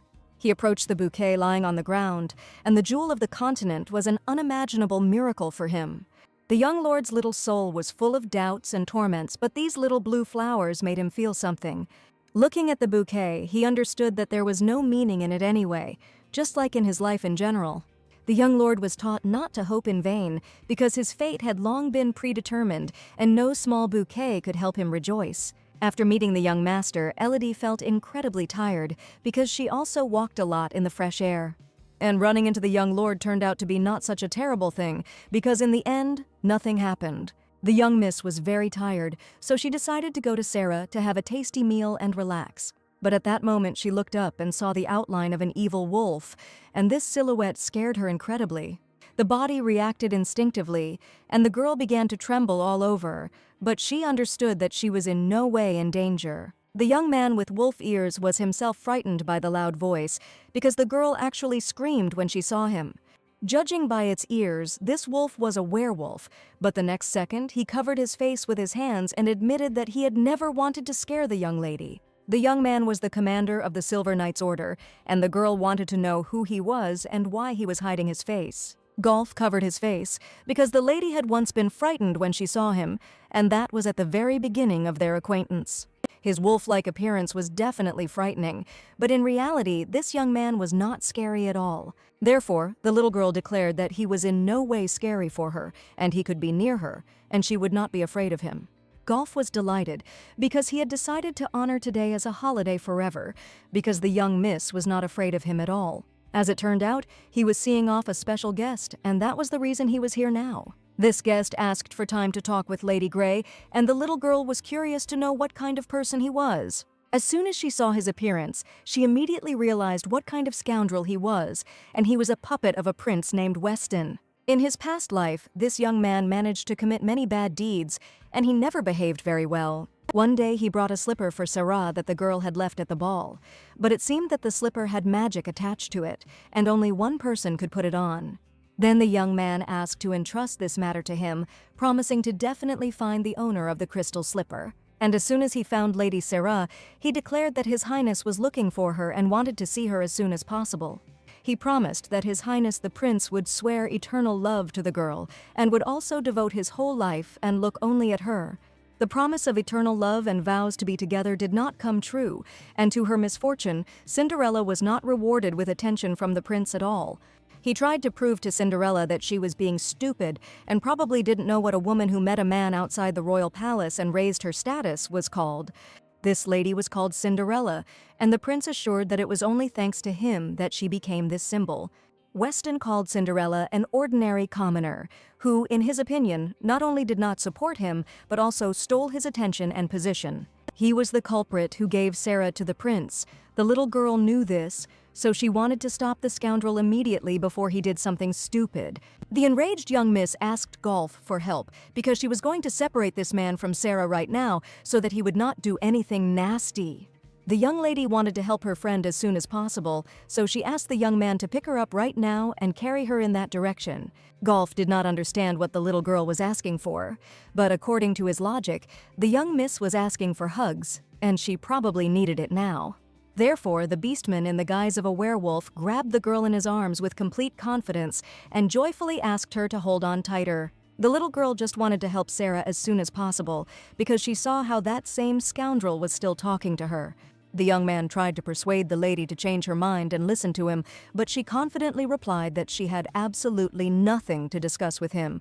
He insisted that the young miss had not yet made her debut in high society, which should affect her future. He tried to persuade Sarah and was even ready to send an invitation to a banquet in honor of the birthday of His Highness the Prince, if only she would tell him where her house was. The heroine understood that she was not a lady of some outstanding family, because her family had always treated her like a servant. Therefore, she was sure that even if the young man sent an invitation, her family would not be happy about it. And then he realized that Sarah was probably adopted or even an illegitimate child. But it didn't matter to him at all, because he was sure that with such an appearance, a girl could easily become a lover, if not the wife of the prince himself. The lady had no intention of speaking to him anymore, saying that the young man was behaving too tactlessly and should leave. At that moment, the gentleman suddenly grabbed the girl by the hand and asked if they or she no longer dreamed of becoming the prince's legal wife. Sarah screamed for the young man to let her go, but he even began to offer his candidacy for the role of husband and the status of viscountess. While he was persistently trying to persuade the heroine, the young miss, holding a tiny hammer in her hands, had already rushed straight at him. The little girl tried to protect her friend from the villain as quickly as possible and was ready to use any methods. Holding the family hammer in her hands, she felt a huge power within herself and knew that this hammer was sacred, but her father asked her not to hit people. But the little girl was sure that the Viscount was not human at all, so everything was fine and she could hit him. Elodie was flying very high, so high that the heroine even began to worry whether the girl was okay after landing. The baby was perfectly fine, but she must have lived. Nor did this man and his girlfriends say anything strange. Golf heard that Mr. Weston had come as a representative of the Board of Foreign Trade and had given him permission to speak to Lara because he was the heir of the family.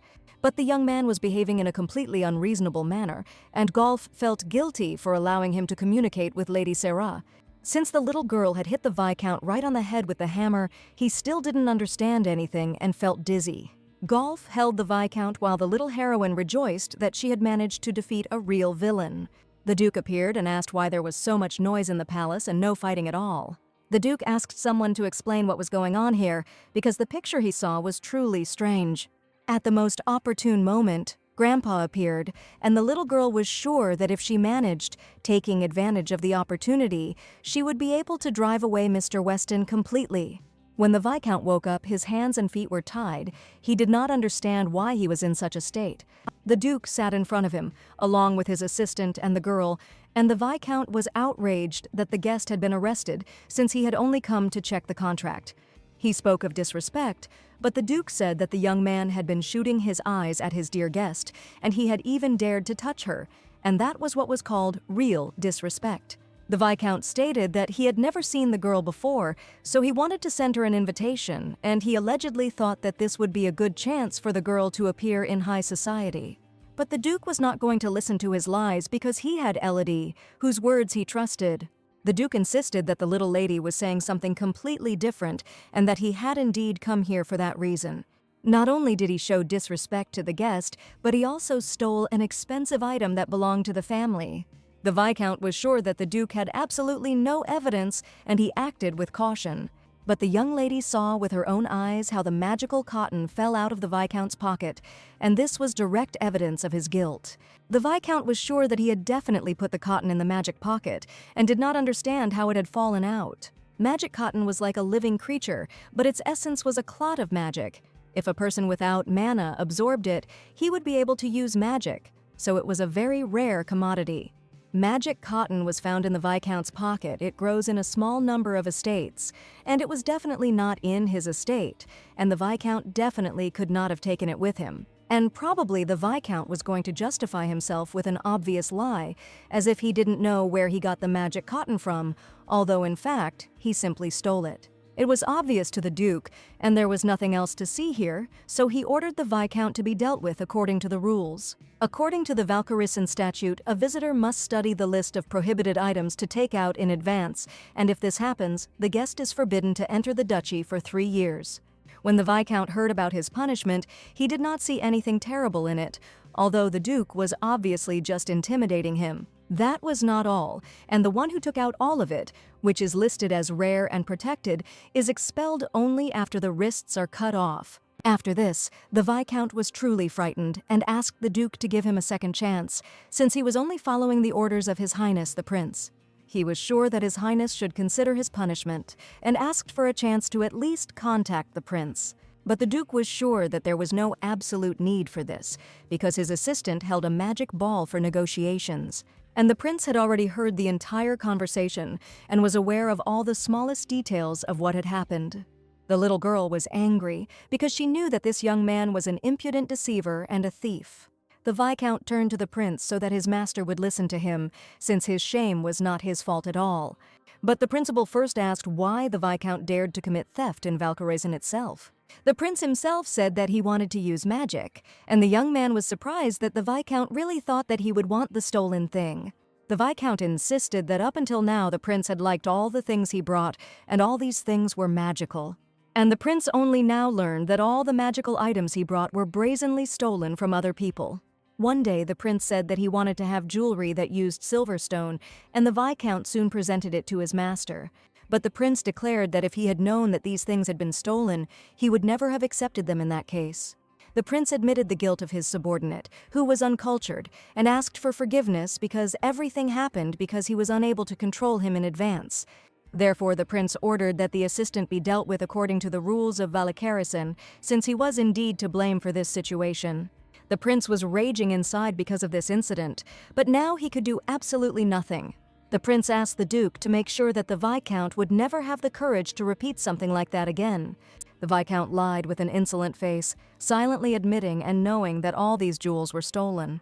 The little heroine rejoiced. She managed to eliminate Weston, and therefore no one would have to deal with the prince himself anymore. But she treated the crown prince with particular caution, because much could also be expected from this man. Therefore, the little heroine was not going to trust anyone, because she could feel the rotten soul of people and knew that she would soon see the prince. She was a little concerned about the prince's last words, but still the little girl was sure that she had done the right thing and stopped the meeting between Sarah and the Viscount. She was afraid of trouble when the Duke was going to contact the prince, but thanks to Sarah going to her room, they were able to quietly oppress Mr. Weston. But the young lady did not even think that the Viscount would come immediately as soon as he heard the news.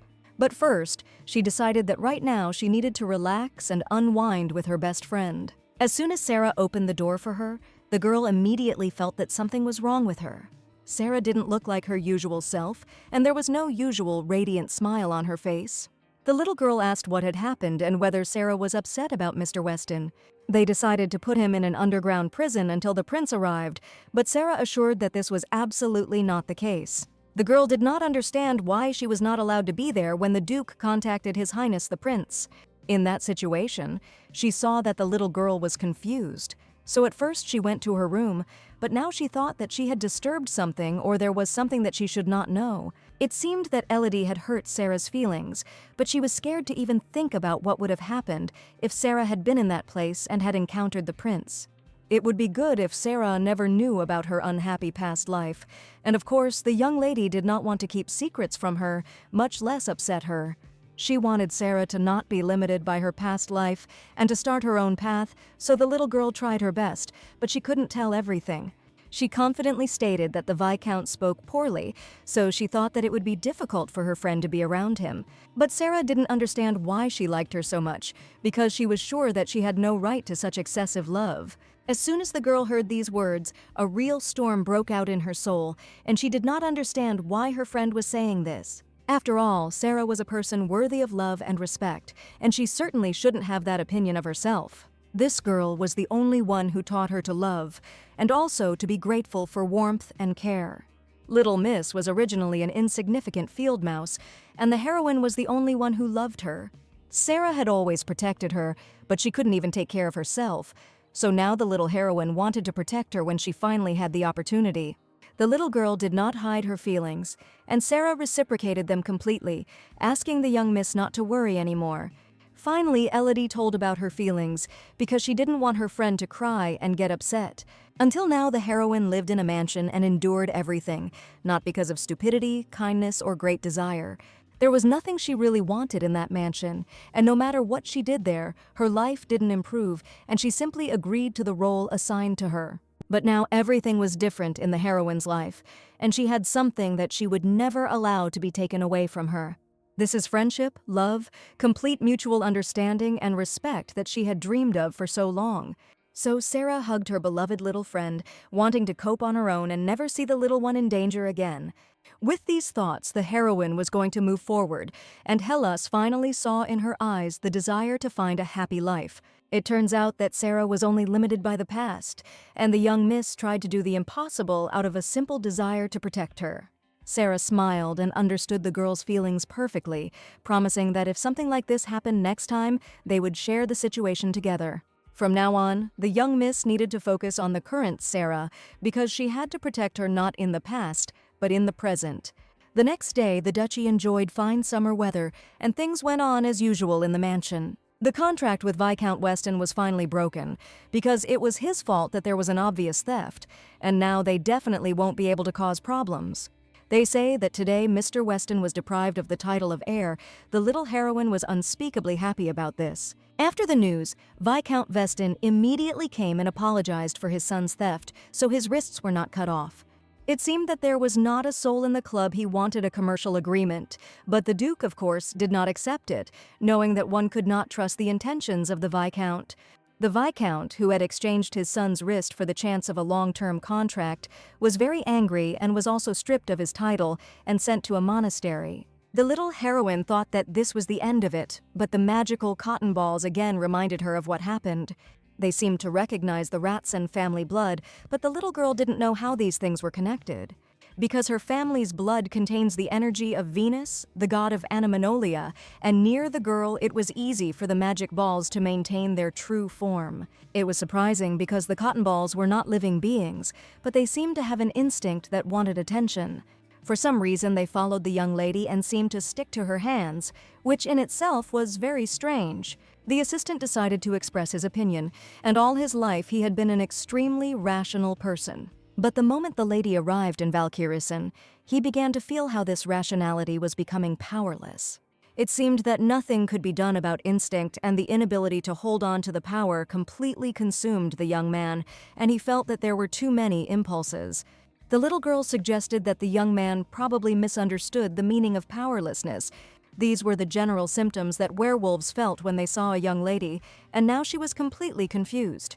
The little girl got scared and asked her grandfather if someone was going to eat her, because when werewolves see her, they can't control themselves. But grandfather confidently stated that if the young miss continued to be afraid, it would be very difficult for her to adapt to the duchy. The man asked his assistant to remain sane and not to talk nonsense to the young lady he had just frightened. So the young man could only stand and watch, but for some reason it seemed to him that the Duke was just bragging. The Duke inquired how things were going with a matter they had recently discussed. His Highness the Prince stated that he was going to personally come to the duchy as an apology, and the young lady did not expect such a turn of events. She began to get nervous and toss and turn right in the Duke's arms, realizing that too many worries awaited her. This annoying man was going to come straight to the duchy, and the little girl knew that she would have to meet him. She angrily declared that this time she would hit him with the sacred hammer, intending to swing it straight at the prince. If he even tries to do something stupid to Sarah, the little heroine will use her hammer to defend herself. Even grandfather allowed her to take the hammer with her, but it seems that Dad gave it to his daughter not out of such wishes at all. Grandfather smiled and warned that if the young lady was going to swing it at the prince, he would have to clean up the mess. If she had her way, little one, she would have knocked him down 100 times, because in the case of Mr. Viscount, the matter was resolved easily, so he was just lucky. But she couldn't swing her hammer at the prince without thinking, and there was only one way left to gather reinforcements.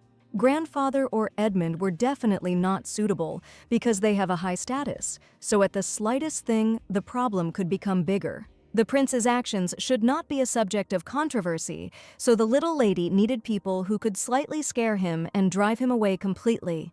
While the assistant tried to look more accommodating, he even put on round glasses, but the Duke said he still inspired fear. The little girl tried to figure out what to do next, and turned to her grandfather with one important request.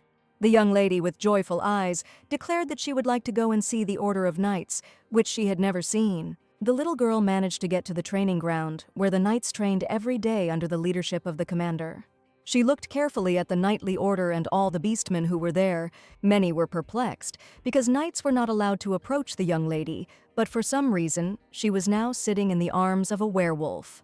The young man asked to stop the ridiculous talk because the lady wanted to make a statement, so everyone should listen to her carefully.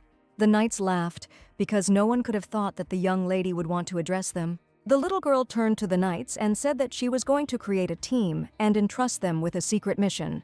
The prince stated that he would soon come to the duchy as an apology, but his goal is not an apology, and he simply wants to find the one who disgraced him. Of course, you can ask your grandfather to send him away before he does something stupid, but later there may be a conflict between the kingdom and the empire. The little Lily was sure that if the prince encountered Sarah, trouble would happen, so she warned that it was necessary to scare and drive away the prince. She needed a group that could instill fear, and the knightly order was just right for the secret mission. Everyone started to raise their hands, but Golf asked them to remain quiet because the little miss was not finished yet. And for your information, the number of personnel is limited to 5 people. Since this is a secret mission, there is no need to be conspicuous. The knights were already ready to rush into battle and cross swords properly, but force was not needed in this operation. What was needed here was acting, which was more important, and the little girl let everyone know that. After her words, Mr. Leopard, the commander of the Golden Knightly Order, came out, who was sure that he was an absolute expert in this. But the young lady did not name the leopard, so Golf asked him not to disturb the meeting and simply disappear without a trace. The leopard said that the young lady simply didn't know anything about him yet, and he definitely had a chance. He asked the little lady if he had the right to participate in the operation of the Golden Order. The leopard joked that the secret mission was connected with the princesses of the Knightly Order, and this was an affectionate nickname for his beloved.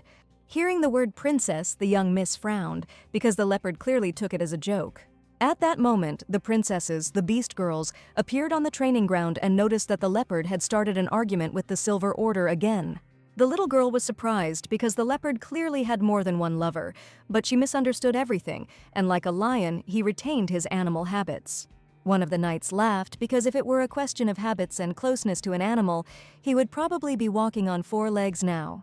The knights often made fun of the leopard, a beastman who thought highly of himself and thought he was simply perfect.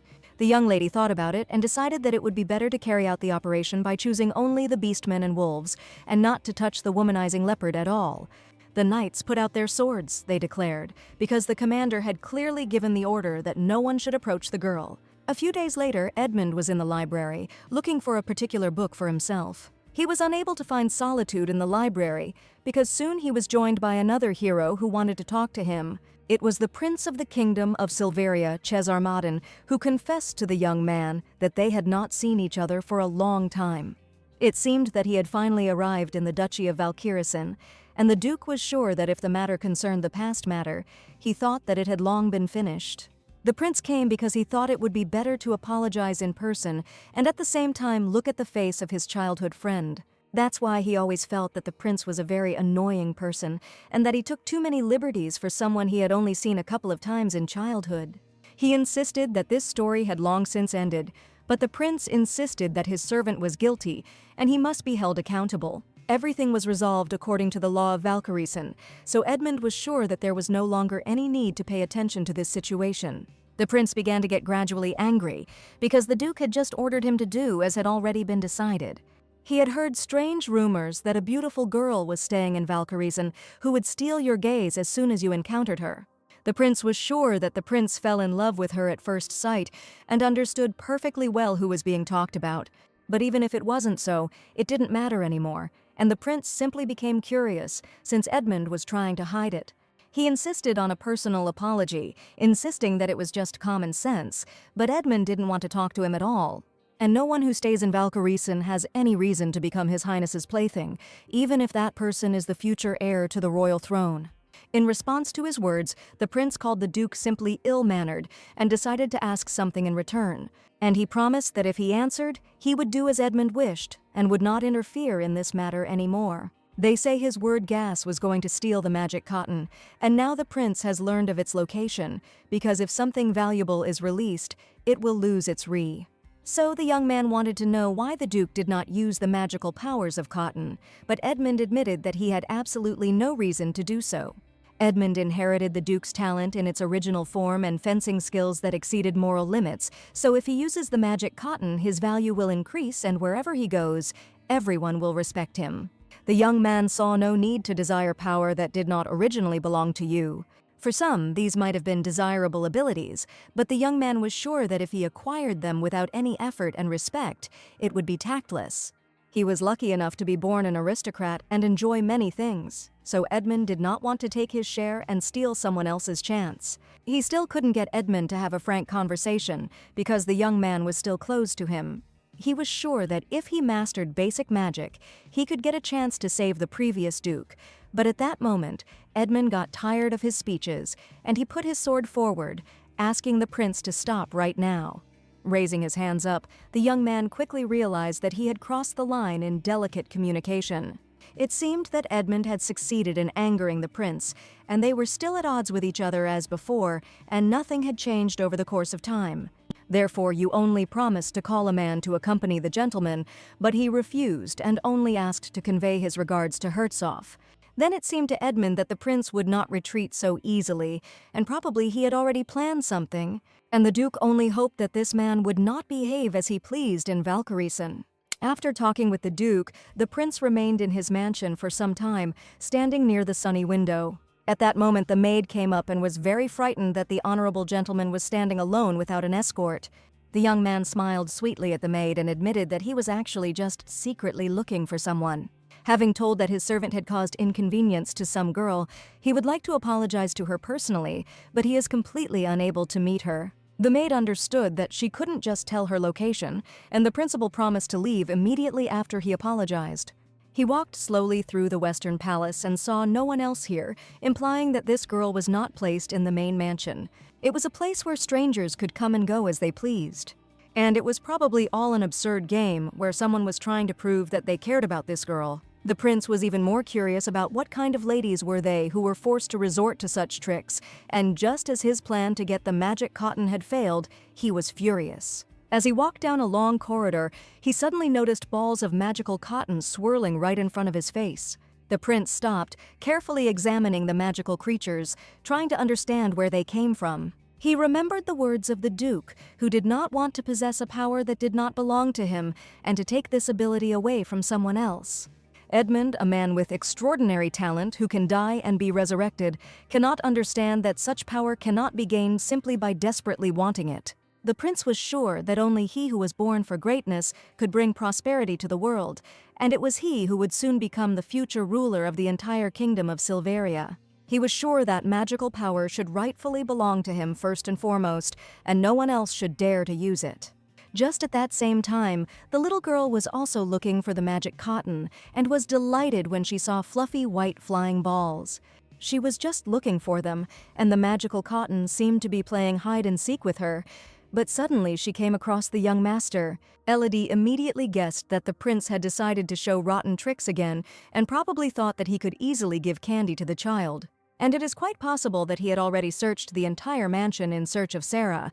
And it was good that the little girl had placed the knights in the side palace in advance, and everything was going exclusively according to her plan. The girl politely stated her name, as this was required by the order of respect towards the prince. The prince knew that the missing child of the high priest's family had been brought here, but now this girl was probably standing right in front of him. Then he decided that he had no need to stand on ceremony, and declared why such a little thing needed magic balls, since they originally belonged to him. Magic cotton was a protected species, and the young lady didn't understand when the prince suddenly became its owner, and now he could definitely get into trouble. The prince thought that the girl was just a child, but she turned out to be much smarter than she looked, which was a bit of a hindrance for him. And to put it simply, doesn't this mean that the magical cotton was waiting for him, avoiding other people's hands all these years? The prince wanted to absorb the magic cotton before this child brought help so that he could have magical powers. For some reason, the magical cotton should have crumbled and been absorbed, but the principal desperately held it in his hands. But nothing happened. The young lady saw all this and laughed at the prince inwardly, because even if he tried to swallow it 100 times, he would not succeed. Thanks to the divine energy, the magical cotton took on a new form, and a person of his level could never absorb it. The little girl laughed and said that it seemed that the magic cotton did not agree with the prince at all, that it should belong only to him. The gentleman began to get annoyed by the fact that the little girl dared to tease him, and also laughed right in his eyes. The mouse assured him that she was not teasing him at all, holding the soft magical cotton balls in her hands, and this made the prince even more furious. After he finally got angry, the prince said, "Does the little girl really not understand who is standing in front of her and thinks that everything goes unpunished because of her age?" He didn't know what trick she had pulled off, but he said that the girls needed to stop their pranks immediately. The sound of footsteps was heard nearby, and the young lady realized that the knights were heading here right now, because it was not for nothing that she had conspired with them. Seeing the team of knights, the young man did not understand what was happening here, because these were clearly the same people that the maid had sent. The baby jumped into Golf's arms, and the prince asked to be escorted to the guest rooms of the Western Palace, since a child unceremoniously whining about the ducal estates was not the most pleasant sight for him. Golf realized that the prince was standing right in front of him, and stated that, unfortunately, he had not noticed his presence here. The young man was in the Western Palace for some reason, and Golf did not think they could accompany him. The entire knightly squad came solely for the sake of this child, to take her away with them. At that moment, the prince realized that this little girl was the very heir that was rumored to be the heir, which meant that the magical cotton had gathered here not because of the heir of the high priest. Golf angrily asked what the prince intended to do with this child, since their communication was clearly not friendly. Details concerning this child must be reported, and Golf hoped for assistance. In principle, quite a lot, if it becomes known that he did not stop at the magic clap and dared to touch Lady Ratson. The father will definitely not remain on the sidelines, so no one should know about it. Calmness may eventually become an enemy, but suddenly the little girl informed Golf that it was Uncle who had just tried to steal the magic cotton. At that time, she was just getting ready to become a duke and was passing by, and this guy came up and said that all the magic cotton belonged only to him. And now the knights were trying to figure out whether the prince had really dared to claim the rights to the magical cotton and whether the girl's words were absolutely true. The prince smiled and said that he and the young miss had probably misunderstood each other because his question was about the ownership of the magic cotton, and he allegedly did not know then that it was the lady of the House of Redson. He was simply curious as to why the magical cotton followed people, and he claimed that he simply couldn't help himself. However, the little girl cried out that the prince was angry and meant to scold her, and there was a very unkind look in his eyes. The knights were furious. Someone went to report what had happened to the duke, and Golf wanted to know if this young man really dared to touch her. The prince had to refute the young girl's words, but in reality, he just wanted the little bug to shut her mouth as soon as possible. He stated that perhaps the young lady was a little shy and he would have to come back next time, pretending to be calm until the very end. But this was not a farewell. It was an outright escape, after which the young lady really hoped that the prince would not dare to repeat exactly the same trick. The knights were happy because the little lady managed to drive away the prince without any problems, and it was definitely a successful operation. Golf was the happiest of all because everything went well, and the knights were even ready to play with the girl all day. But she understood that they were asking too much, and she had completely different things to do. When the prince left the palace, he realized that he had just almost screwed up because of a pathetic girl, and now an incredible rage was seething inside him. He had never met such a persistent little thing in his life, and he was sure that this little girl clearly knew what he was trying to do and was deliberately provoking him. And if it weren't for these suddenly appearing beasts, it's completely unknown what the cold-blooded prince could have done. Therefore, the gentleman was already thinking about how to get rid of this annoying girl so that she would not interfere with his plans. Perhaps it was even better that he finally saw what was happening in the ducal palace. The matter failed, and it certainly would not reach her father's ears, but now the prince knew their secret, and that was worth a lot. The prince was going to crush this little child along with her duke there, who didn't want to play by his rules. And he decided to go next time so that no one would dare to stand in his way again. From early morning, the knights trained on the site, practicing their fencing skills and abilities. The duke and his assistant, as well as the young lady and Sarah, watched their training to assess the capabilities of the knightly order. Some of the knights had been showing rapid growth lately, and this was definitely a good sign, and the girl noticed that the knights she had hugged had become noticeably stronger, and they were probably influenced by the power of Venus. The effect was like a magical clap that strengthened those nearby, and that wasn't bad at all. In 5 years, Valkyriesen will become a battlefield, so it is worth strengthening the troops in advance, and perhaps contacts with the knights and the young lady will have a positive effect. The duke's assistant, when he was near the girl, was overcome with the desire to bite her out of affection. The little girl was closely watching the knights' training, and the duke decided to share the information that the half had recently told her. That the young lady had gotten into an unpleasant situation because of the prince's appearance, and the duke knew absolutely everything about it. But Sarah knew nothing about this. She did not understand what troubles connected her best friend and the prince. No one told her anything, but she really wanted to know what it all meant and why it happened. They say Weston was the prince's servant. That's why he came. and it was probably because of her that he came. Elodie wanted to keep everything related to the prince a secret and thought about how to explain to Sarah what happened. She stated that it was all just minor, no problems, and she didn't get a single scratch. And if grandfather hadn't made a mountain out of a molehill, everything would have gone smoothly, and Sarah wouldn't have been so upset. The lady admitted that perhaps in this situation she would have kept silent too, because she was afraid that she would not be able to help this girl. She had absolutely no strength to stand as a worthy support for her, and she admitted this to the little girl. She called herself stupid and thought that the girl would rely on her, being helpless herself. And now the heroine just wanted to become stronger, strong enough that the young lady could rely on her. Sarah realized that she needed to gain strength to confront the threats that could harm the health of her beloved friend. The young lady asked why Sarah was saying such words, since she was already constantly defending her. The baby didn't want her to suffer, but could she protect her forever in such a small body? Improvising as she went. If you think about it, the sphere never wanted to be just protected, and in the future, it had to turn to the prince because people were dying without timely help. She was willing to offer to heal them and also wanted to fulfill her duty as a princess to be useful. But she was always told that Serafina was talking nonsense because she was a princess without the support of a simple family and did not have the strength to protect even herself. She was always asked to mind her own business, and the little mouse knew this very well. The sadness was not only caused by the prince's words, because she never wanted a luxurious life and did not dream of wealth. Sarah had an incredible need for protection, but it wasn't her true desire to have someone protect her all the time. Sarah always wanted to become stronger, but in her past life the prince blocked her path, and now the young lady could do it. And if the girl felt that she wanted to grow further and improve her skills, the little girl was only ready to support her with joy. So she admitted to her friend that she was indeed right and had to do only what she wanted. The lady looked into the kind eyes of her friend and asked how she could help her. The little girl wanted to be her support until the girl got back on her feet and was ready to talk to her father to be accepted into the Ratson house. According to the Duke, this is unlikely to work, since according to the laws of the kingdom, beastmen and people cannot interact. Even if Sarah were declared an adopted daughter, according to the laws it would have no effect.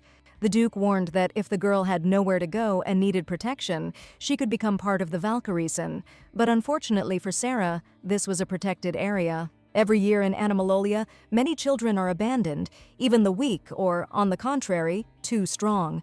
They could even be driven out for trifles, and the little girl was outraged by such behavior towards the beastmen. This is why Valkyriesen collected such children, and even the Duke's assistant was himself an orphan, whom he once saved and gave him a new life. The children are protected by the Valkyriesen until they can live on their own, and because of this, the Duke has been called a paradise for outcasts. But the point was that the duchy was full of abandoned children, and an extra girl certainly wouldn't change anything. The idea sounded tempting, because as long as the young lady could be under the Duke's wing, she would certainly be safe. Upon hearing this proposal, Sarah thanked the Duke for his help, but ultimately refused the name Valkyriesen. Instead, she wanted to ask for support, and wanted to return her name to the family tree, and after that she would be fully grateful. The little girl asked if Sarah was absolutely sure of this, since it was clearly better to remain under the Duke's protection for now. This offer was also very tempting for her, but the girl probably had completely different thoughts on this matter. Even if she was always humiliated in the Bluewood house, it was still the place where she was born and raised, and she wanted to take back her rights. Moreover, it was there that she met a little mouse who became her Archer of Light. That's why now the heroine wanted to come back and fix everything, to finally get her name and family honor back. When the Duke heard about the support, he didn't think she would ask for minimal help. In fact, the Duke had planned to wipe Bluewood off the face of the earth at the request of the Ratsons, but decided to consider another option. Some time ago, the Duke contacted his subordinates to decide what to do with the Bluewood family. Then he ordered the destruction of the family, and perhaps something worse, which the heroines did not yet know about. The Duke said that if this was the lady's true proposal, they would certainly have to show leniency towards her family. The heroine did not understand why the little girl made such a decision, because it was she who suffered from her family. But since this was the Sulphur's native home, neither name, nor rank, nor title were of any importance to her.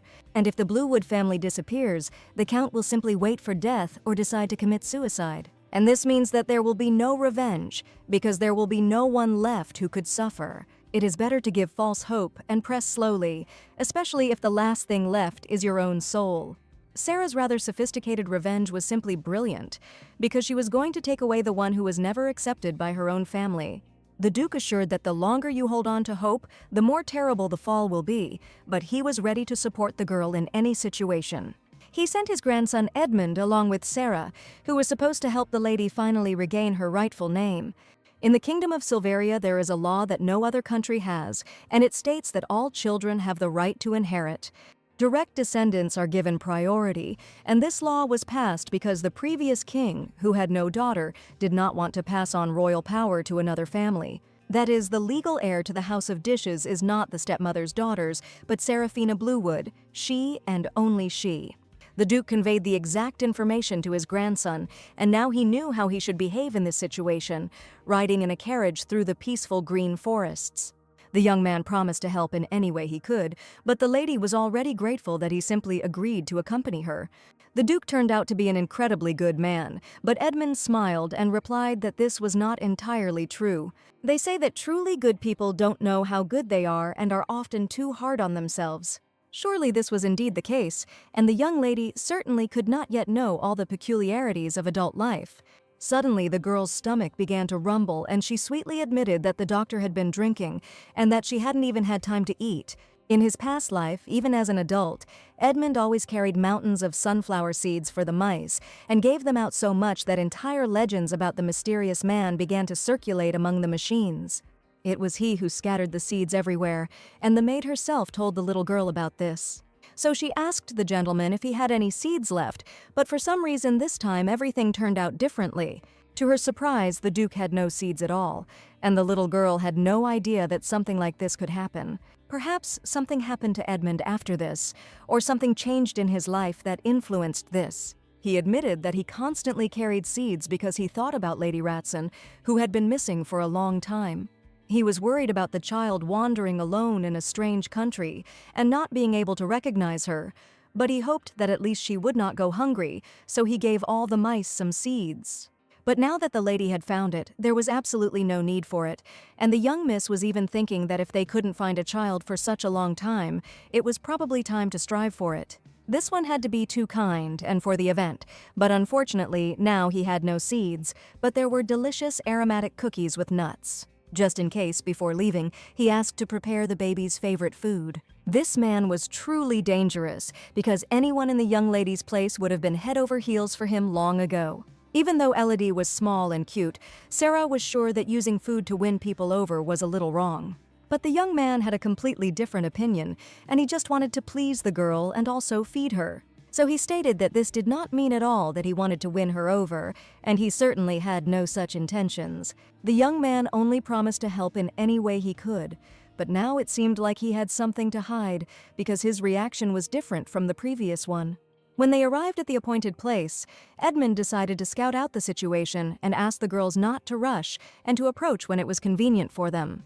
Sarah spoke of Edmund as a real child thief, and even in ordinary food she saw some kind of threat, deciding that she could not let her guard down. It was strange, because the little girl thought that she should have kept this thing away from Sarah, but for some reason, Sarah herself now began to suspect him. No one knew why Edmund decided to go in first and ask the lady to wait a little.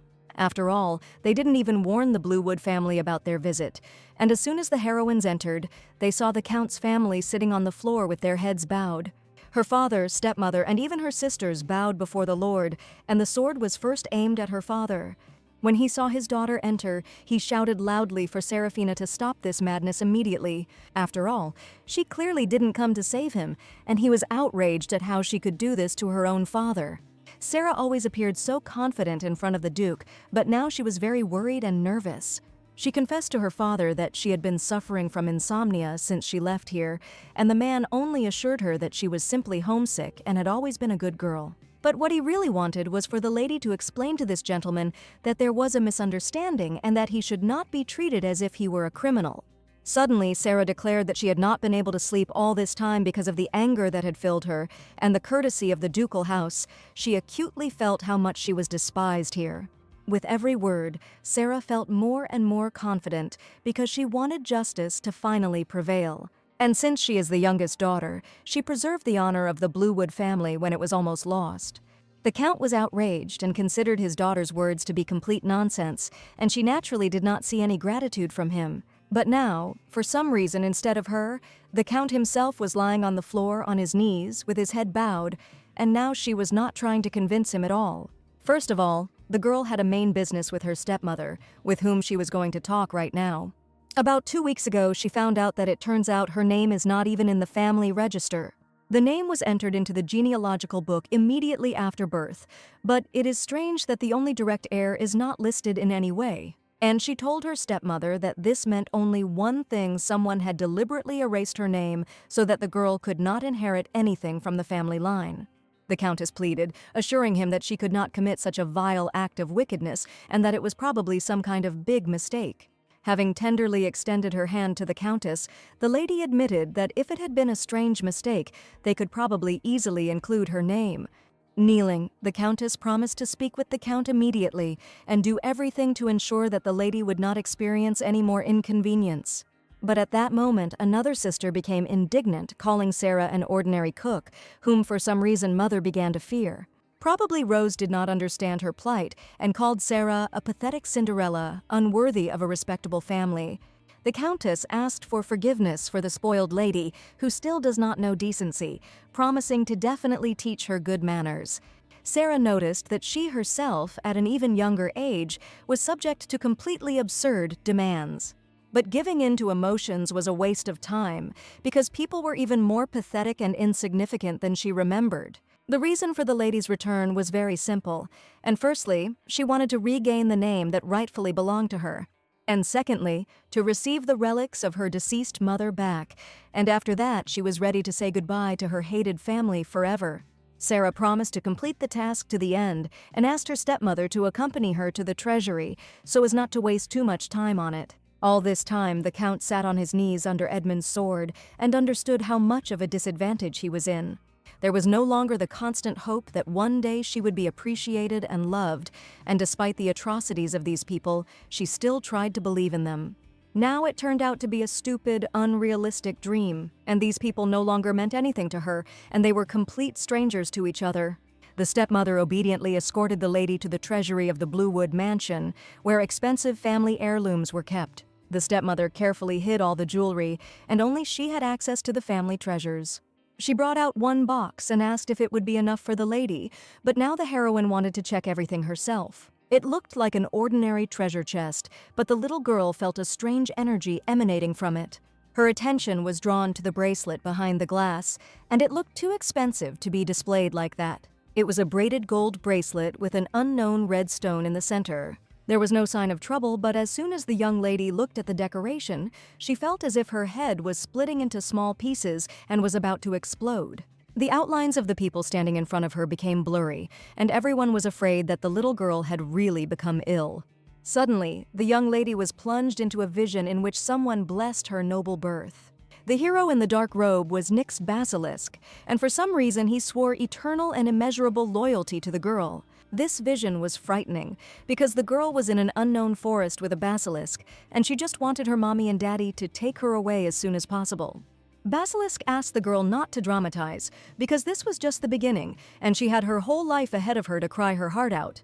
So the basilisk said that if the Almighty was really watching over her, he would always lend her a helping hand. After all, this girl was not ordinary, but the daughter of the great Ratson family, which could even cast a curse on anyone. As soon as the young lady woke up, her eyes were full of fear and horror, and no one understood what was happening to her. But it was obvious to everyone that the little girl had just managed to see something connected with one jewel.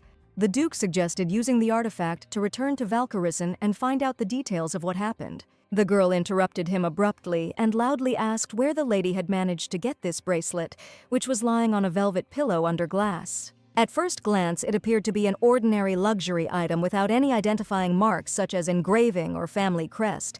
But from the memories that had just flashed before the young lady's eyes, she knew that this thing actually belonged to the person who had cursed her. And this is not just an ordinary bracelet, but an item with which a terrible spell was cast, and it belonged to Nyx Basilisk.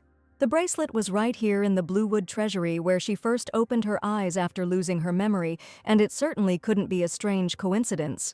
The young lady immediately stated that her stepmother had received the bracelet in exchange for a deal with the person who had kidnapped her, but she insisted that it had been brought by a masked man. Clutching the sword tighter in his hands, the Duke asked the Countess to tell the whole truth right now. But she insisted that she was telling the truth and that the young man had said something strange, that this bracelet was payment for ridding the mansion of rodents. And the stepmother would not have been able to create such a huge house, and since everything was fine with Lady Ratson, she declared that she had absolutely nothing to do with it. The stepmother left all the housework to Sarah anyway, and catching mice was the last thing she cared about. Therefore, it is possible that the Countess's negligence saved the little mouse from a humiliating death, since such a reprisal is nothing more than mockery on the part of the basilisk. The little girl asked to give her the bracelet immediately, but the Countess insisted that it was not even a family heirloom, and why on earth should she give it away? Sarah wondered if her stepmother was going to refuse, since the bracelet belonged to a stranger, and she had no reason to hold on to it. But in reality, she just wanted to sell it for a higher price, but now her plans were not destined to come true. It's amazing how it could happen that part of the little girl's memories returned as soon as she saw the bracelet, but thanks to it, she remembered an important name. She returned 15 years ago, retaining the memory of events that were supposed to happen in the future. This time is enough to take revenge in abundance. This time, she was not going to let this man get away with it, and was determined to meet Nyx Basilisk himself, who had cast a terrible curse on her. After several days, the origin of the bracelet could not be traced, but apparently the gemstone was a red diamond.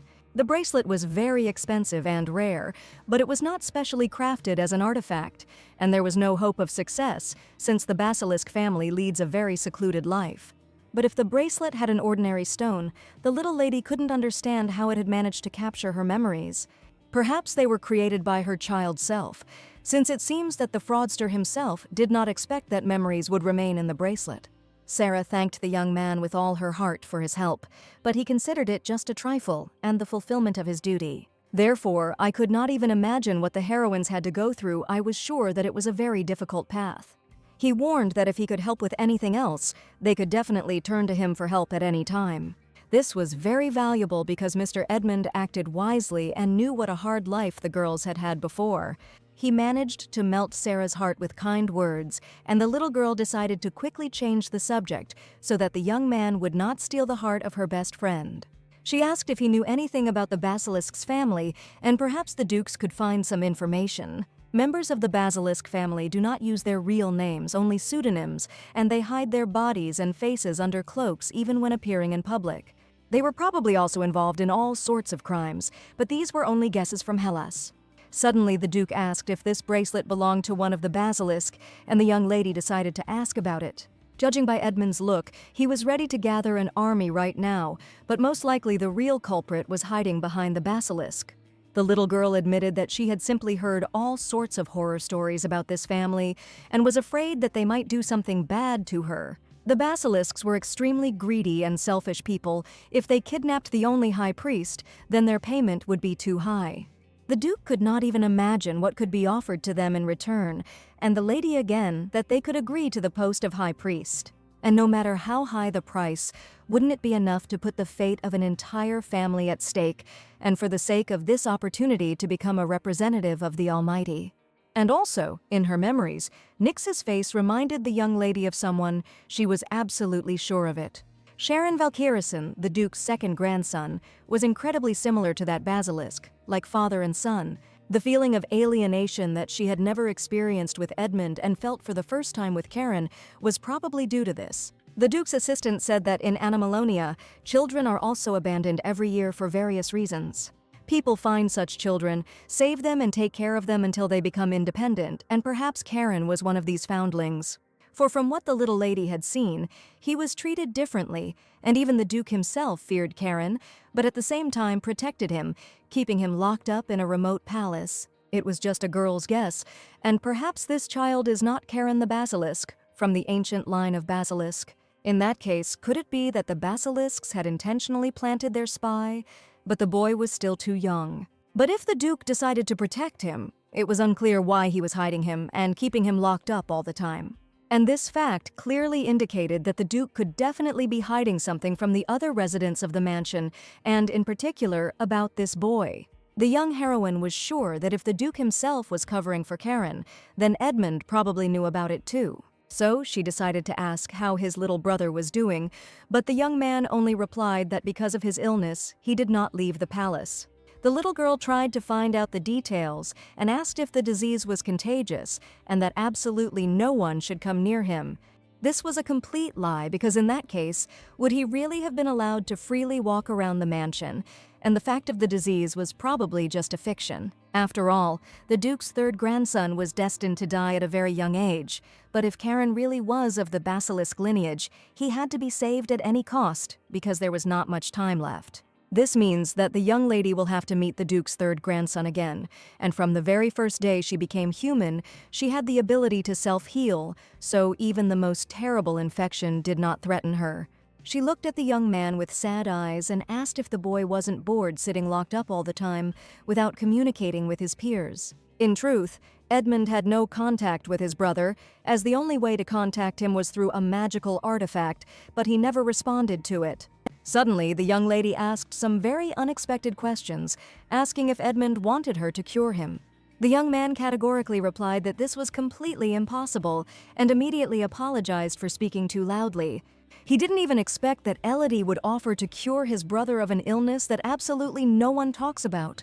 The feeling of indignation just burst out of him by accident, and the young man admitted that the fact is that even the most holy Ratson himself could not cure his illness. As sad as it may sound, Karen's condition has been deteriorating with each passing year, and things are likely much worse now. Therefore, Edmund asked Milady not to be upset, promising that in the future she would reach incredible heights in healing and would definitely cure Karen. Even though the heroine said okay, she wasn't going to give up on this idea, which means I need to make friends with the boy right now, so that when she finally fully mastered her healing abilities, he would trust her without a doubt. The next day, a very pleasant event occurred, and Sarah finally became a full-fledged Lady Bluewood. From today on, she was going to start seriously preparing for the role of the family heiress and took many books on various sciences from the library. Although her last name was returned to her, it was just a formality on paper for now, and Sarah wanted to work hard to become a real aristocrat. Looking at the girl's daily routine, the little girl was surprised. Because only 4 hours were allocated for sleep, the rest of the time was filled with lessons and reading books. Sarah was far behind other noble ladies who had received an education at the academy and probably didn't even know how to dance or ride, so she decided to prepare seriously. Surely the heroine wanted to make up for lost time, but the little girl was outraged because this was too tough a schedule. So she asked him to promise her that he would sleep at least 8 hours because she was incredibly worried about her. In a past life, just looking at this tiny, skinny girl would break my heart, but now, when I could finally eat and sleep well in peace, I had to take advantage of it. She saw dignity and aspiration in Sarah's eyes and decided not to lag behind her at all and to prepare together with her. But already in the first lesson, while Sarah was studying important information in the book, the young lady just sat on her lap and slowly fell asleep. The young miss woke up and realized that she had slept through the entire training, and her friend just smiled funny. Elodie turned out to be a so-so assistant, but today she had the most important goal, to meet Karen, although of course only she knew about this. All this time she sat on her lap and was even afraid that the girl was uncomfortable studying the information. But the lady admitted that everything is exactly the opposite, and as soon as you hug the girl, all the fatigue immediately disappears, strength appears, your head clears up, and your soul becomes calm. Perhaps this is the power of the family, to heal the body and soul with just its presence. If we remember about the magical clap, perhaps these were not groundless words, but now the little girl said that she wanted to take a walk and not interfere with the lady's studies. Having promised to return soon, she immediately ran out of the office because now she had much more important business. Sarah was doing her job and the young miss was going to do hers, even though she said she would be back very soon. But in fact, the little girl was not so sure of this because the road to Charon's palace was deserted, no people, no insects, and even the singing of birds could not be heard here. She found herself near an old building in which there were no cobwebs, no dried trees, no bushes. There weren't even any rats running around, there was absolutely nothing here, and this was definitely not a common disease. Most likely, this area became unsuitable for the life of other creatures, which is why there were no animals or green flowering plants here. There was no smell or any visible signs of decay either. It looked more like a reaction to poison than an infection. Elodie suggested that perhaps the toxic substances were leaking outside the castle, and they were colorless and odorless, so if you were circling around here without suspecting anything, you could easily end up dead. Charon probably had such a deadly poison, and now she was most worried about whether the Duke knew about it, but even if he did, he certainly couldn't control it.